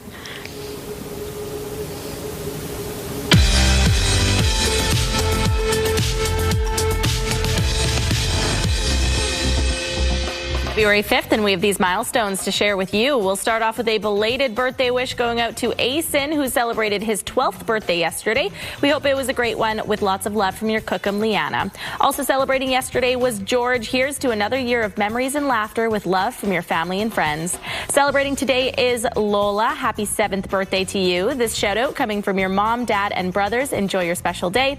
And last but certainly not least, happy 3rd birthday to Ripley. We hope you have a great day filled with adventure with lots of love from your mom, dad, Parker, and Russ.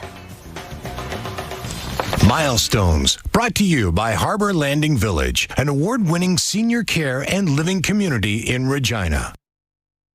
If you have a milestone coming up, send us an email to yourmorningsaskatchewan@ctv.ca or simply scan that QR code on your screen. Please send those in at least one day in advance.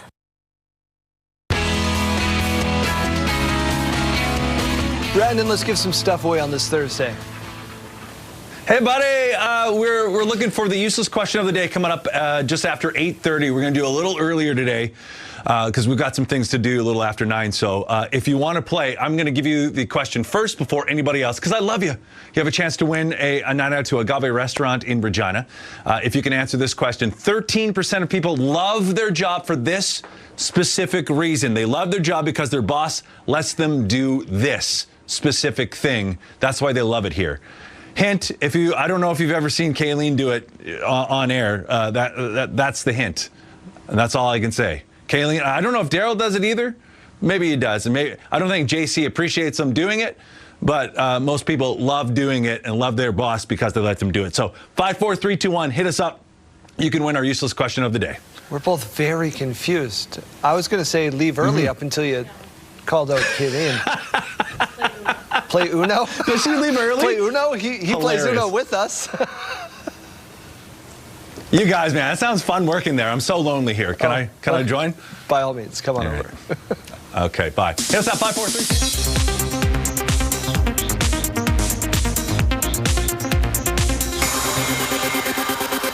Here we go again. Melania, about the current First Lady in the lead up to last year's inauguration, appears to have boosted viewership of a film about a predecessor, as the new documentary made the box office top 5 last weekend, Becoming, the 2020 Netflix doc about Michelle Obama, based on her best-selling memoir, had its viewership rise more than 13,000%, according to data provider Luminate. Hello? Yes, I'd like to report a stolen car, please. My 91 Camry! We found your blue Toyota Camry. I'm Amanda, you have my car. $273. I have to pay that to get my stolen car back? Oscar nominee Rose Byrne stars in Tow as a woman living in her car until it's stolen, and she's thrown into a legal battle against a broken system. Dominic Sessa, Demi Lovato, Corbin Burnson, and Oscar winners Ariana DeBose and Octavia Spencer co-star. Tow, based on a true story, opens in theaters March 20th. In Hollywood, I'm David Daniel. 24. My car.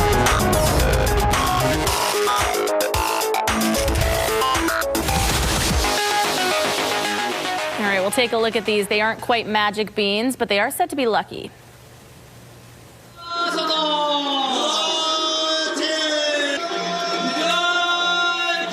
This festival in Japan marks the last day of winter on the lunar calendar. People are at the temple where soybeans, rice cakes, and other snacks are thrown at them.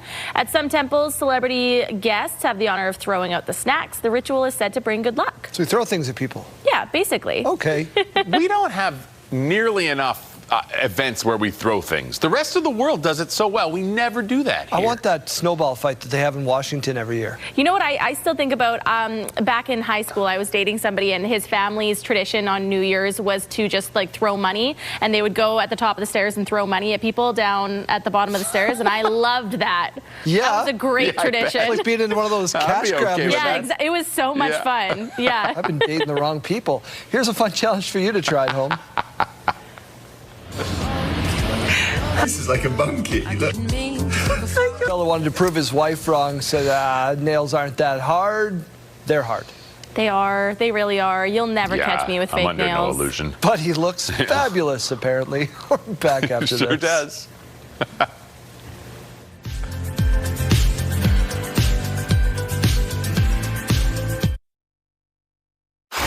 It's Thursday, February 5th. The auto strategy is being worked on, and these are different conversations we're having. A pivot on EV sales expected to be part of the new auto strategy from Ottawa. The governments need to get out of the way. There's so much regulation. The costs are high just to get through the red tape and everything. I think just get out of the way and let the builders build and build some inventory. Realtors in Saskatchewan say the housing market continues to face a shortage of availability. It is very hard to walk into those houses and look someone in the eye that has been waiting for an ambulance for multiple hours. Saskatoon paramedics voting in favor of strike action. Stay with us, Saskatchewan. Your morning starts right now.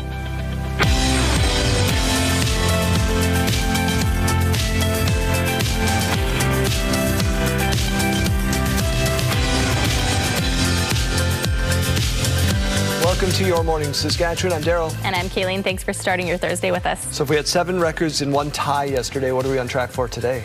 We are seeing some wonderful temperatures across the board today. Some places not quite as warm as yesterday, but most places, especially down towards the south, even warmer than what we saw yesterday. It is National Weather Person's Day, so send her some love, bring her some cookies, whatever you Gifts. I love gifts. She accepts gifts. Let's get to your news for this part of the hour. We got lots to get to. Police have charged a 4th person in the quadruple homicide on Carry the Kettle, Nakota Nation.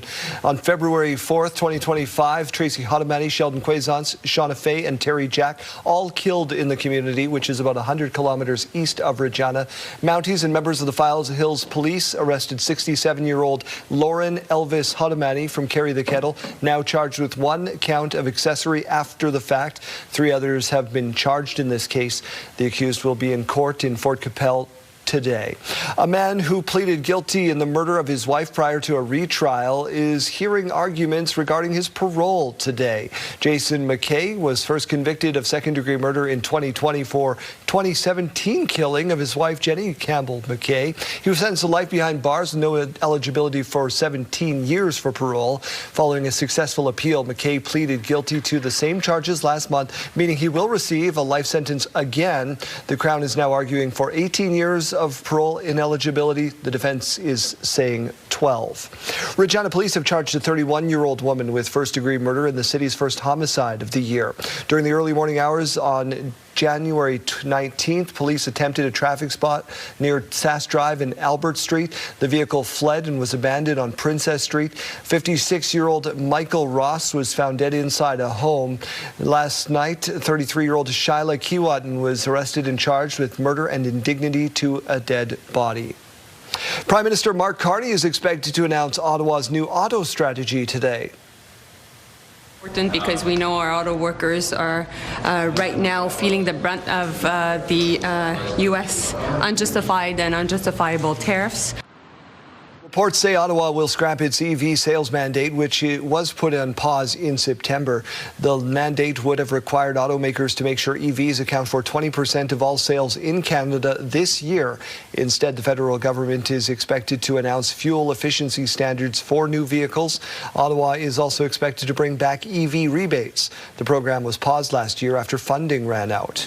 Canada now has a new advisory council with a mission to combat racism and hate in all forms. It's about taking the next step into a national unity committee that is broad, that does recognize the specificities of Islamophobia and anti-Semitism, but is focused on national unity, and I think that's important. The Advisory Council on Rights, Equality and Inclusion will replace the roles of the anti-Semitism and Islamophobia envoys, positions that had been appointed by former Prime Minister Justin Trudeau. Canada's Identity and Culture Minister will oversee the council and provide advice to the Prime Minister. In other news this morning, Saskatoon paramedics have voted in favor of strike action. This is big news, Jeremy. Yeah, Daryl, the Saskatoon Paramedic Association, representing paramedics and emergency medical dispatchers with Medavie Health Services West, says members voted 100% in favor of strike action this week. The association says employees have been without a contract for 2 years, are facing a growing staff shortage combined with high call volumes, and need better mental health supports for the frontline workers. The Saskatoon Paramedic Association says although members have voted to strike, dispatchers and paramedics will continue to do their jobs as it considers next moves to pursue job action.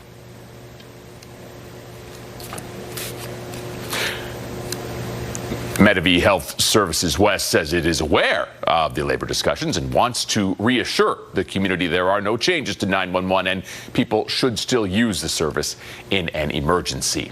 Well, a 65-year-old man is facing child exploitation charges.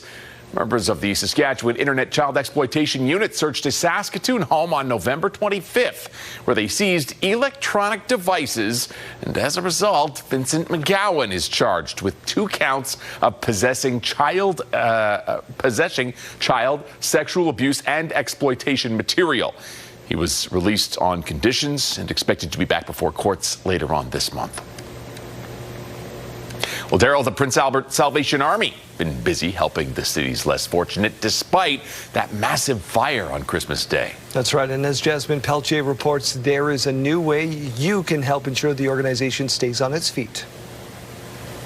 Stephen Hugg and a group of his friends have been volunteering at the Salvation Army for 4 years, cooking lunch every Wednesday. If we can give them a good meal and maybe that'll change their life a little bit, that they'll have a better life maybe because of it. So that's the reason why we kind of do it, just to make sure that they're well fed and hopefully have a better life in the future. Following a Christmas Day fire that destroyed its original building, the Prince Albert Salvation Army is getting back on its feet in the Union Building downtown.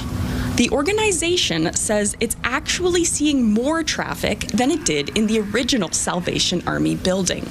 Sometimes 70 people will use the warming center at night. When you struggle, try to find a home, find where you're having a hard time. Salvation Army Major Ed Dean says it's been handing out winter clothes and serving about 80 meals daily. The organization is trying to cover operational costs with the Plates of Hope campaign and fundraising dinner in March. The replacement of stuff that we need is not cheap. I have already spent, in 1 week, I spent $7,000 in groceries. Last year's Plates of Hope raised $65,000 for a brand new professional kitchen, which was also lost in the fire. Major Ed Dean says that no big-ticket items are on the shopping list this year, as the Union Building is only a temporary location. We can be here until September. So there'll be some conversations to have along the way as to what that is going to look like. So far, the 2026 Plates of Hope campaign has raised more than $18,000 since the campaign started yesterday. Jasmine Pelche, CTV News, Prince Albert. Saskatchewan's CEBL team is officially rebranded. They've ditched the province-wide Saskatchewan Rattlers moniker in favor of the Saskatoon Mamba. Keenan Sorokhan with why.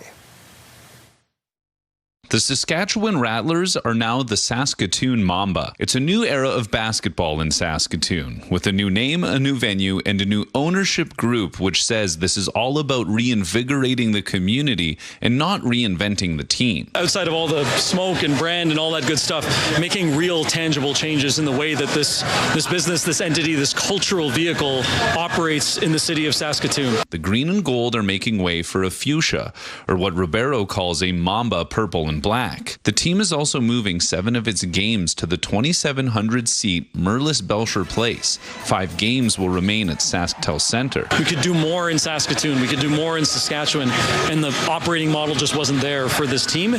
It wasn't because of the city.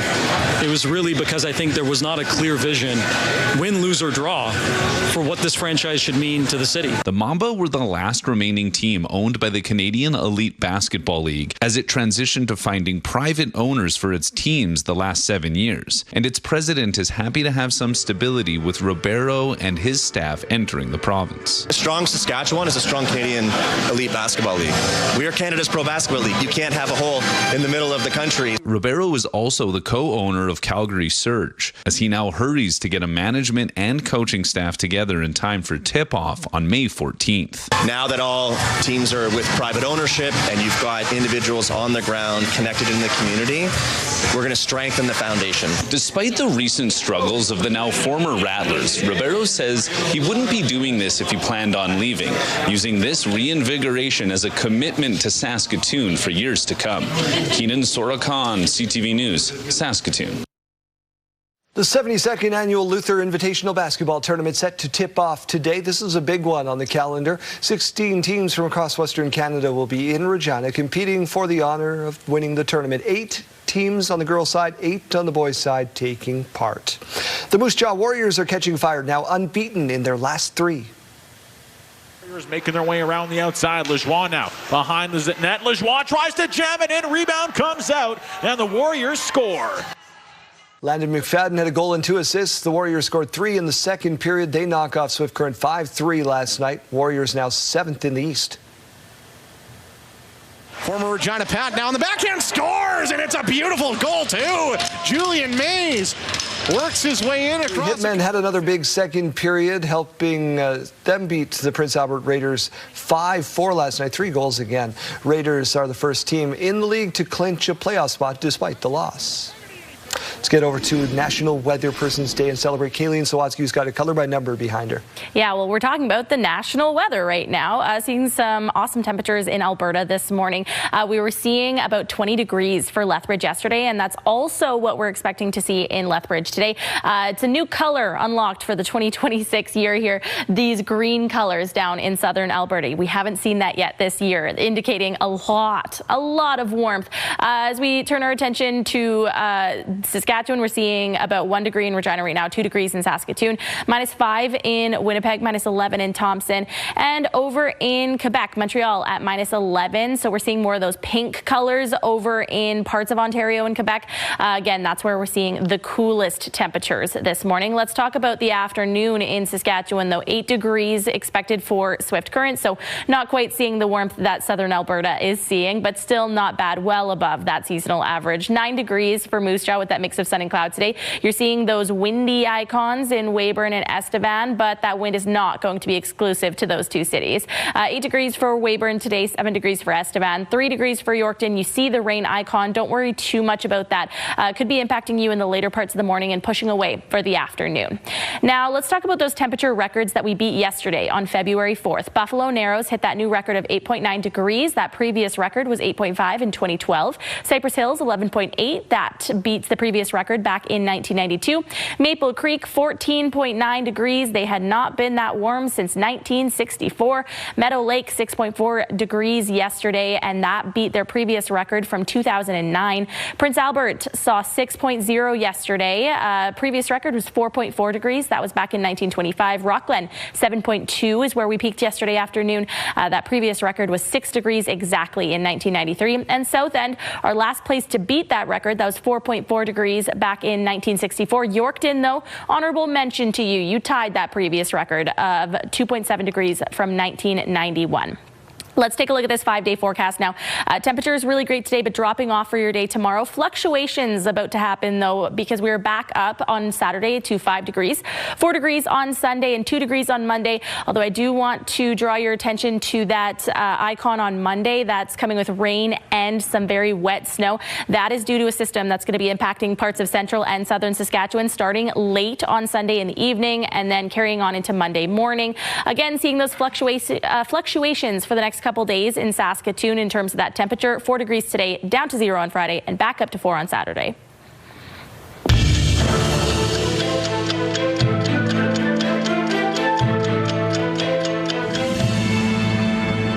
On this day in 1981, Toronto police raided 4 bathhouses, arresting nearly 286 men. The raids sparked protest marches calling for gay rights and an end to police violence. February 5th, 1981, Joni Mitchell was inducted into the Canadian Music Hall of Fame. And February 5th, 2010, NDP leader Jack Layton announced he was being treated for prostate cancer.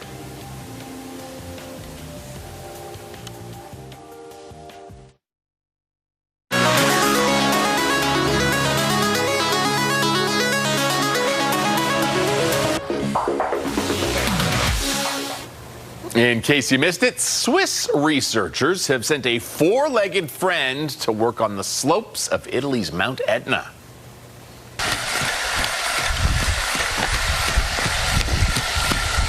Again. In case you couldn't tell, that's a robot dog. They're using it to detect gases that could signal changes in volcanic activity with the aim of reducing the risks of sending actual humans into hazardous areas around the volcano. Field tests are ongoing. Researchers have so far found the robot's work to be solid. Solid is good, I think. Yep. I think. We'll take solid. Better to send that in than a human. Yeah, you know, I wasn't on board with it until you said the purpose is to send it to places that we don't want people going. So I can get behind this one. I still can't get behind that robot in the Walmart aisles, though, that's like cleaning the floors and it stares at you with its googly eyes. I turn a corner and I see it and I just go, no. We can mop floors. This I think is just like remote controlled, right? It's not. I don't know how much AI is involved there, so that's okay. Unclear. I'm not going to relax by watching robot videos all day. What is your favorite way to relax after a long day at the office? That's our question of the day, and here's what we got for responses. Yeah, a few more answers this hour. We had Claude in Saskatoon saying putting on my jammies and watching TV. Toby saying curling up on the couch with a good book or a classic movie. Some great answers so far. I always say Kim and I are on the same wavelength. She always has the answers that I always have to say same. Change into my comfy clothes, usually pajamas, and have a glass of wine. If it's cold outside, I'll stay inside, but if it's nice out, I'll sit outside in my yard. Red very peaceful. Are you having red or white? I mean, for me, it's sangria, but... Oh, yes, that's right. It's a whole summer one. Yeah, Brent B saying relaxing in our hot tub with a cold, refreshing beverage. We also had Heather saying sitting back and watching one of my favorite TV shows, and Lori saying also, I like to watch my TV shows after work to relax. Good way to relax. We'll have your health news on the other side of this break.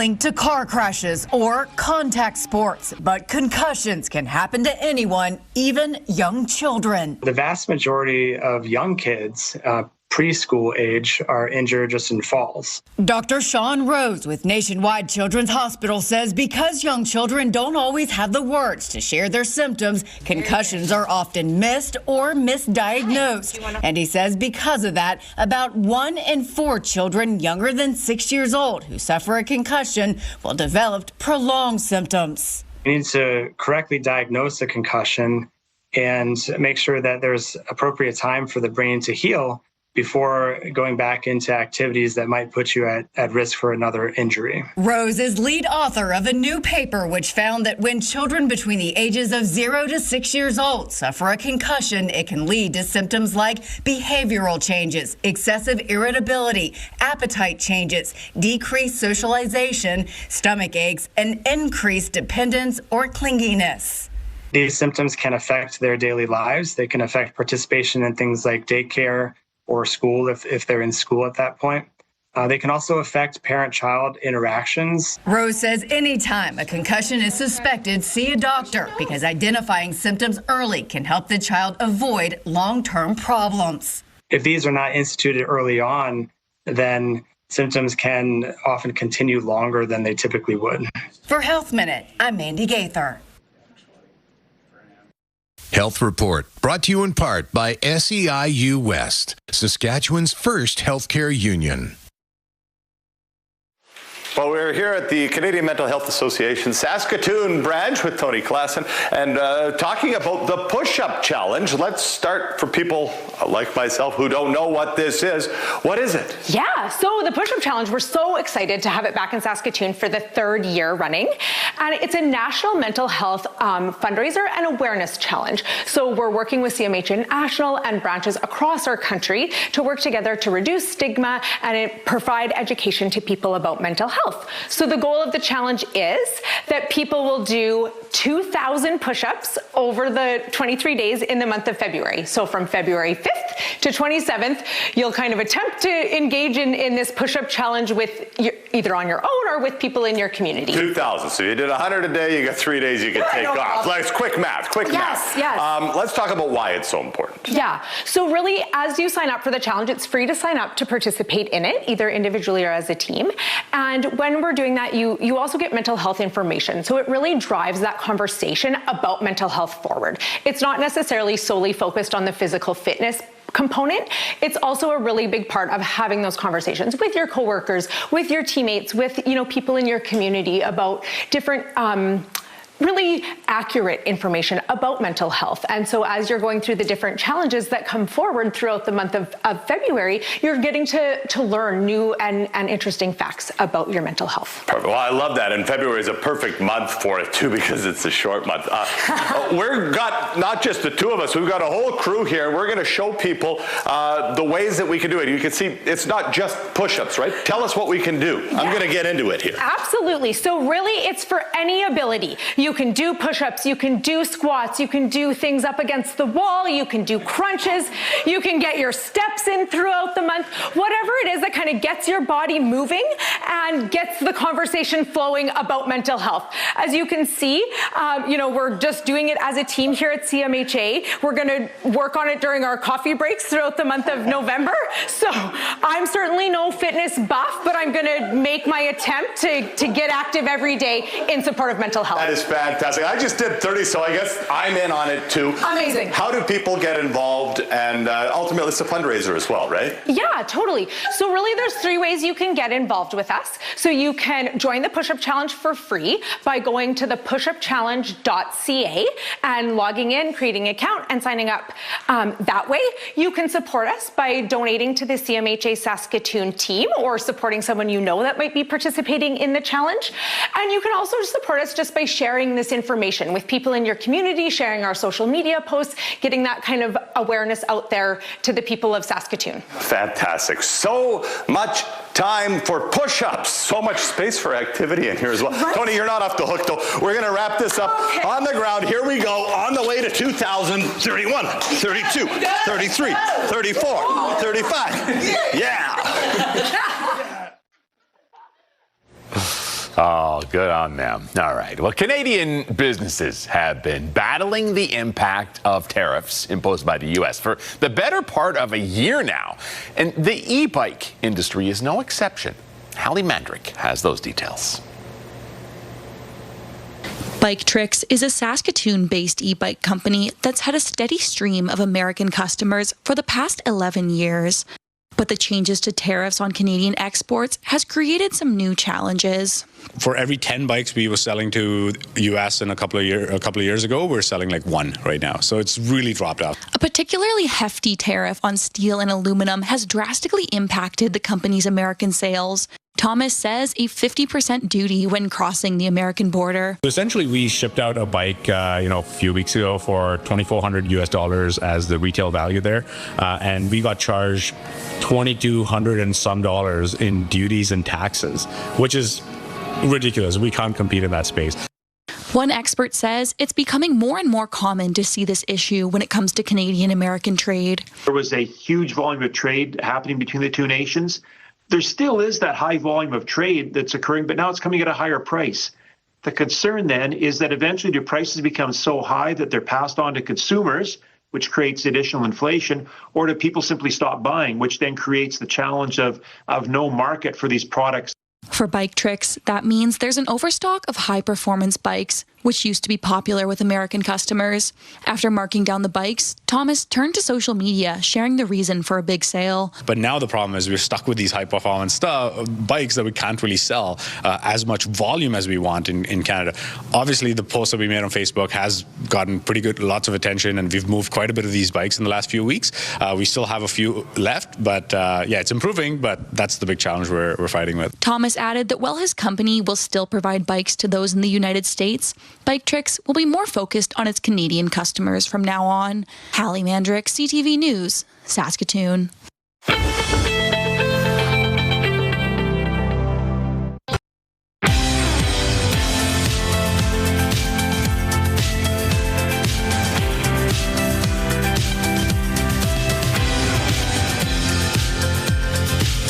8:30, welcome back to your morning, and we begin with this. The second day of talks in Abu Dhabi aimed at ending the war in Ukraine have now ended.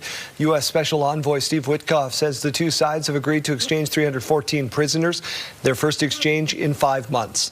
Both Russia and Ukraine described the latest round of talks as being productive, but despite pressure from President Trump, the two sides have so far failed to agree on a ceasefire. Meanwhile, the war, Europe's deadliest since the Second World War, drags on in Ukraine. Russian strikes injured at least 2 people overnight in Kyiv. Ukrainian President Volodymyr Zelensky saying last night that 55,000 Ukrainian soldiers have been killed on the battlefield.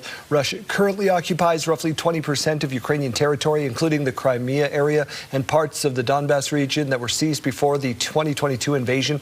They've gained about 1.5% of Ukrainian territory since early 2024. The opening ceremony for the Milano Cortina Olympic Winter Games now less than 1 day away, and the Canadian Olympic Committee says that Canada's athletes are ready to compete against some of the finest in the world.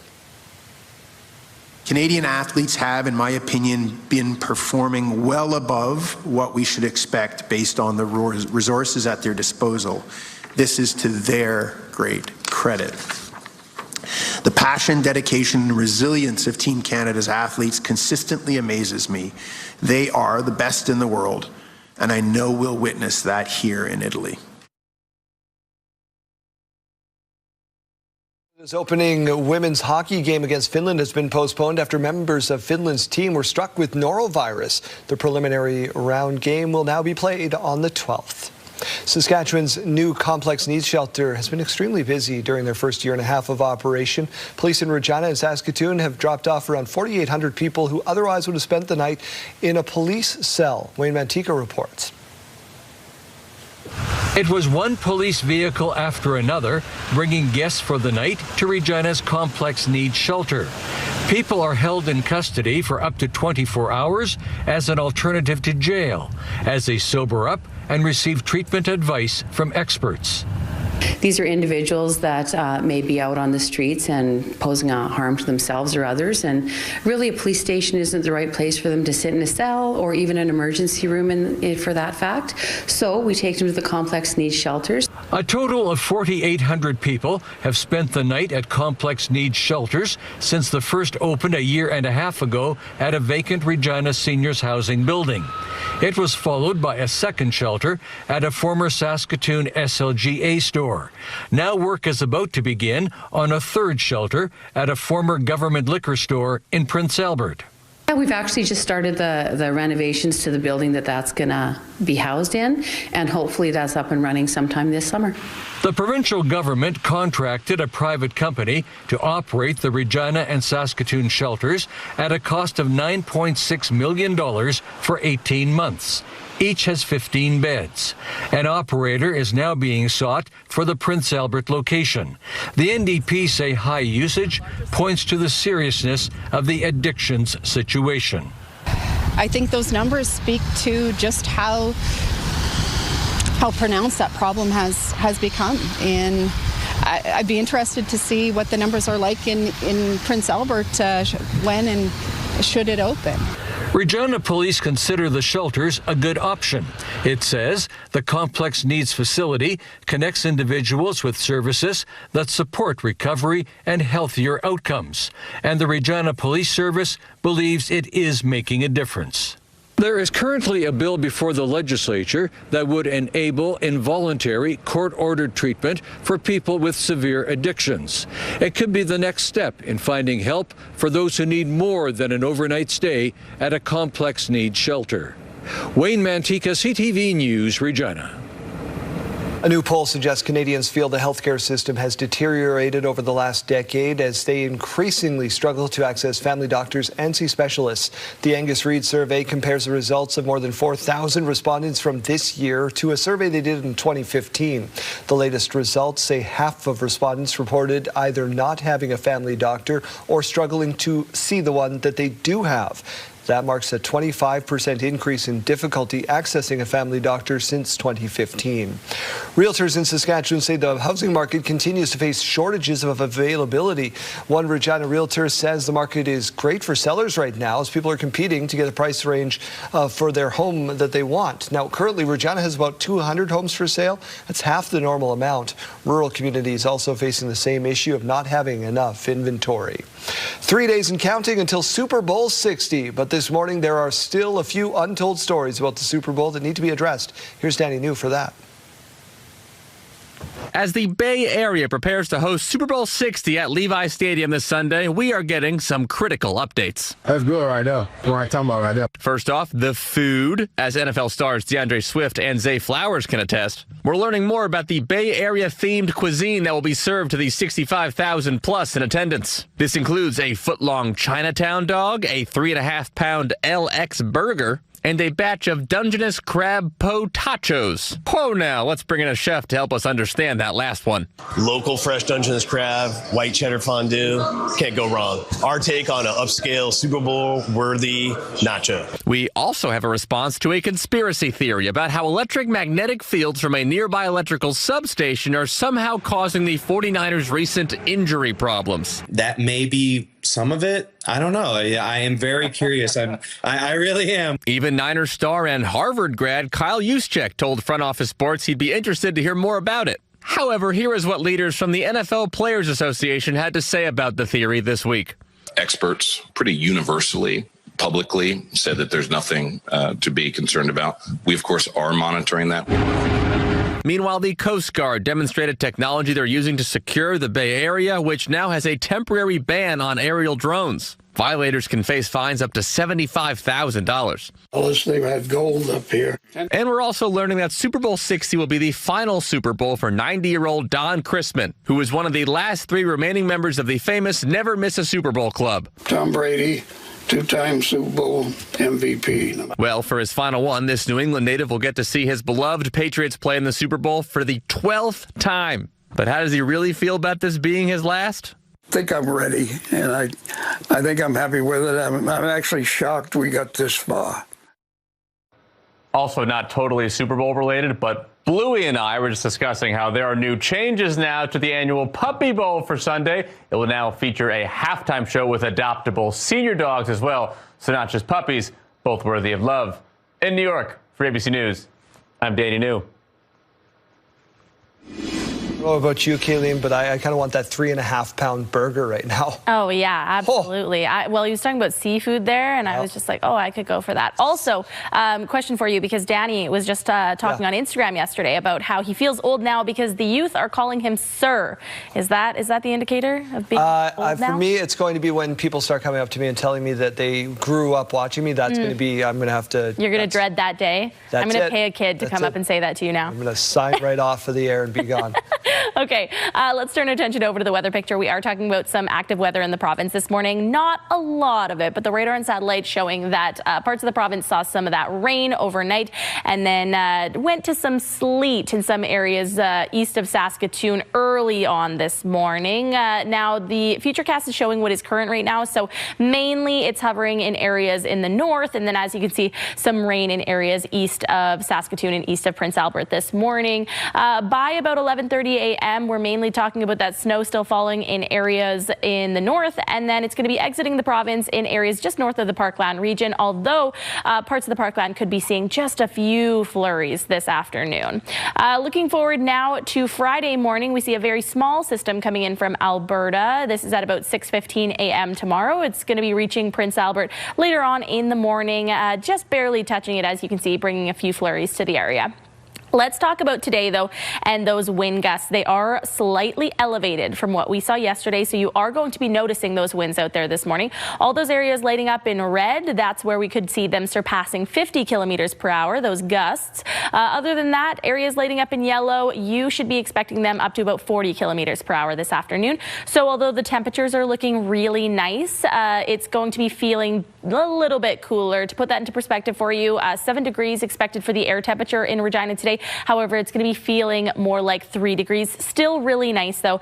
Moose Jaw, 9 degrees, mix of sun and cloud this afternoon. 9 degrees also expected for Swift Current. That number has been fluctuating a bit this morning. We were expecting 9 degrees early this morning, and then it went down to about 8 degrees. Now it's back up to 9 degrees. So overall, still going to be a nice day. Weyburn expecting 8 degrees. Estevan about 7 degrees. Yorkton, 3 degrees today, which is up from where we were yesterday. Let's take a look at the 7-day forecast now. So temperatures do see a dramatic drop off tomorrow down to about 1 degree, and then right back up on Saturday to 5 degrees, again seeing that mix of sun and cloud. Sunday in the early afternoon, we're expecting about 4 degrees, so it's going to be a really great weekend. It's Sunday night and into those overnight hours that we start to see a system moving in from Alberta. It's going to be bringing some mixed precipitation on Monday to areas in central and southern Saskatchewan, so it's going to be coming with some sleet, some rain, some heavy wet snow. Tuesday -2 and Wednesday -1, some more flurries on the way, and then in Saskatoon, 0 degrees tomorrow, back up to 4 degrees on Saturday, 2 degrees on Sunday. So again, a really nice weekend on the way, but a wintry mix coming for your Monday.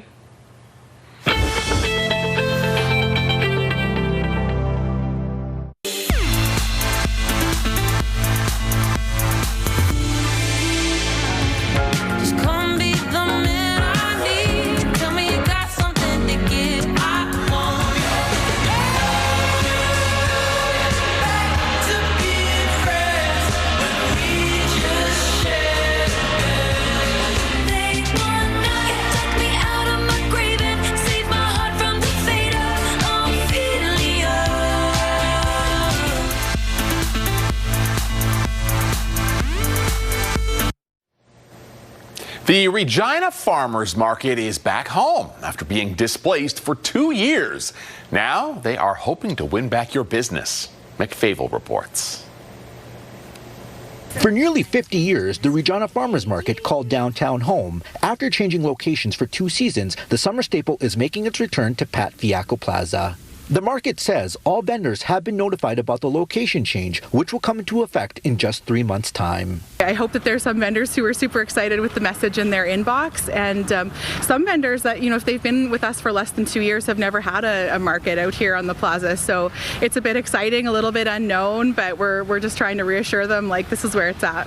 Due to ongoing construction on 11th Avenue, the Regina Farmers Market relocated to the Real District in 2014. For 2 years, the market was hosted in Confederation Park as well as inside Banner Hall. Vendors we spoke to are welcoming the news of the move. I was really sad when they told us we could no longer be there. We were, kind of anxious about where are we going to be? Is it going to be temporary? Are we going to have to constantly be switching locations? And that's difficult for us as vendors, but then also for the community that's following us. Lori Kitch has been selling her cookies at the market for decades. She says the first outdoor market of 2026 will be special. That's where I, started my career as a cookie lady at the farmers market. Was the majority of the 30 years was downtown. For me, it will be nostalgia to going home. The farmers market has also launched a request for proposals to conduct a feasibility study to explore a permanent 4-season home.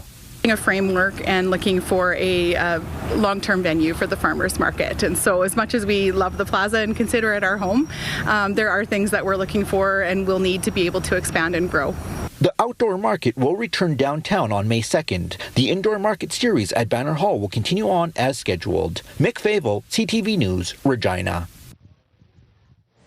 Let's head back out to the Mackenzie Art Gallery now and see what Janelle Lipai is learning this time. Good morning. I am continuing this morning down at the Mackenzie Art Gallery. And once again, I have Executive Director and CEO John with me. Now, John, tell me a little bit about this very interesting piece that we have beside us.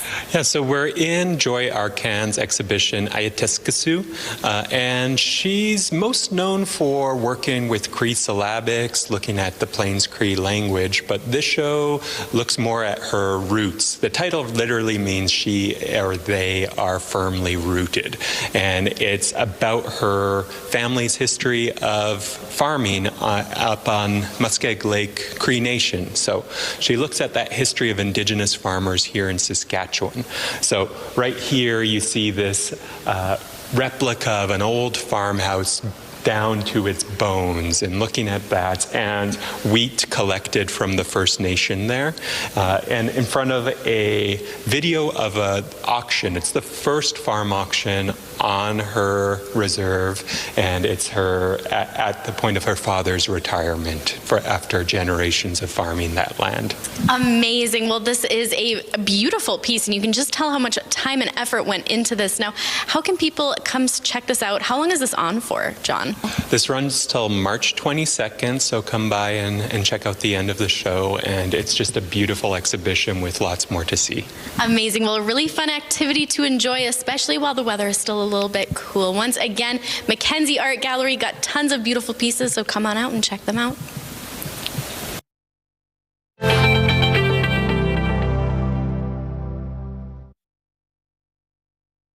Today we're taking a look at some health and wellness products to get you feeling and looking good in 2026. Lifestyle expert Nikki Anastasakis joins us live now for this. Good morning.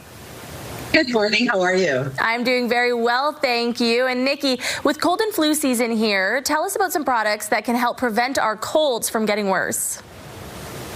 Yes, so I have a product that's called Betadine. Many of us recognize the signs of getting sick, like we have a tickle in our throat or a runny nose, but we often wait too long to act. So this over-the-counter upper respiratory product is designed to be used at the first sign of a symptom. There's sore throat spray and gargle help when you're feeling sick or a soreness in your throat, rather than just masking discomfort. Managing symptoms are important, and early intervention is key. Their cold defense nasal spray helps to soothe and hydrate nasal passages and receive congestion at the first sign. And they are antibiotic-free options you can keep on hand year-round. Always follow the label directions and consult a doctor to make sure it is right for you. You can learn more at betadine.ca. And then moving on to St. Francis. This is a product called Deep Immune or Deep Immune Kids. When it comes to kids, supporting their immune system is always top of mind, especially during the cold and flu season, or even back to school time. Their Deep Immune Kids is a natural formula made with traditional herbs that support children's immune health and overall resilience. It's designed to help kids' little bodies feeling balanced and energized, and it's suitable for children ages 2 and up. You can learn more and find more details at pharmacies nationwide or at their health food stores as well. And beyond cold and flu prevention, how can we support our physical health? Yeah, so this is a product called Rip Freak 2.0. It's by a trusted brand that's been around since 2009. The product contains Sinatrol, and it's a pathogen citrus polyphenol complex that comes from fruits like grapefruit and sweet orange. This ingredient is part of the licensed formulation and has been studied for use in weight management support. So it is a natural option for adults looking to complement their healthy habits and lifestyles when you're using it alongside a balanced diet and physical activity. Comes in an easy-to-use capsule format, taken with breakfast and lunch. Follow the label directions and learn more at pharmafreak.com. Nikki, we only have about 30 seconds left, but lastly, digestive health isn't something that we always talk about, but it affects how we feel every single day. What can help? Absolutely, yes. So let's talk about something we don't talk about a lot, is digestion. When things are not moving regularly, it can really affect our body and how we feel day to day. So Senokot is a gentle laxative made with natural senna that helps relieve occasional constipation. Many people take it at night, and it typically works within about 6 to 12 hours, so they can wake up feeling more comfortable in the morning. It is a brand that's been trusted for over 60 years, and you can find it at Shoppers Drug Mart or your nearest health store. All right, thanks, Nikki. As a reminder to our viewers, please talk to your healthcare provider before making any healthcare decisions or for guidance about a specific medical condition.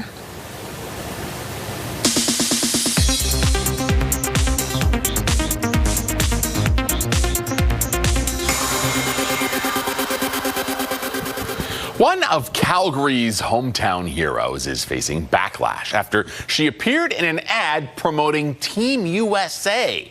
Tate McRae is in the commercial ahead of this week's Winter Olympics, and more than a few Canadians are upset with the move. CTV's Tim Bruch explains.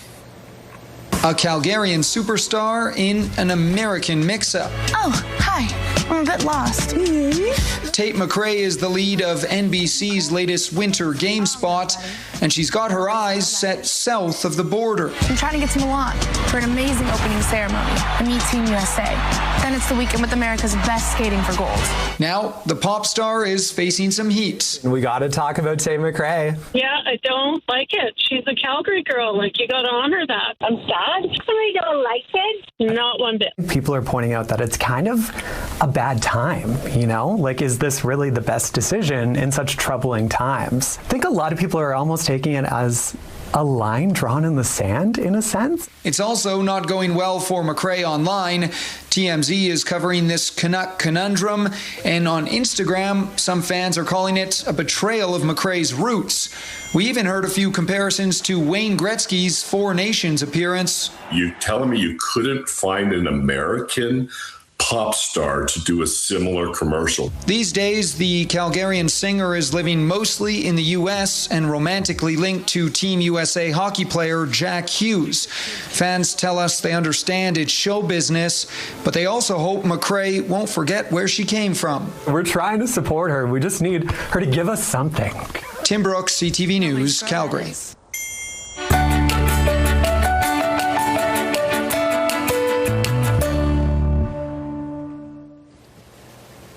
Time to introduce you to a brand new superhero. As CTV's Laura Woodward reports, he was created right here in Saskatchewan.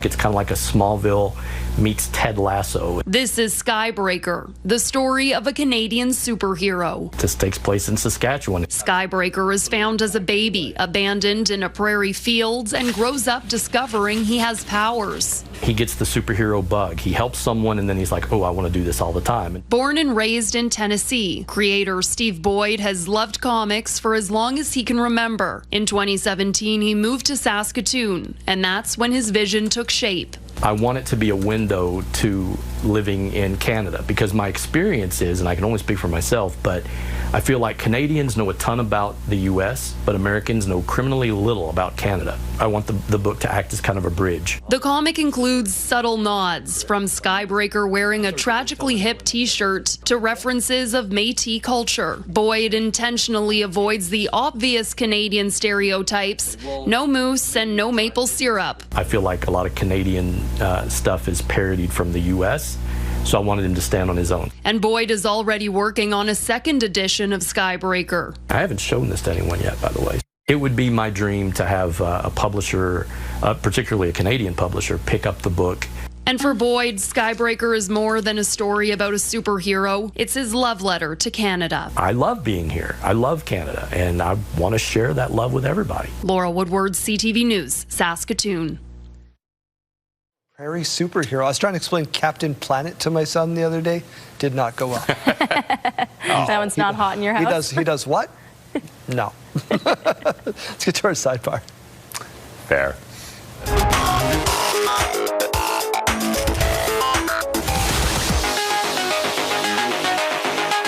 It's a weird one. If you open this BC man's fridge, you'll find a really special, really old egg.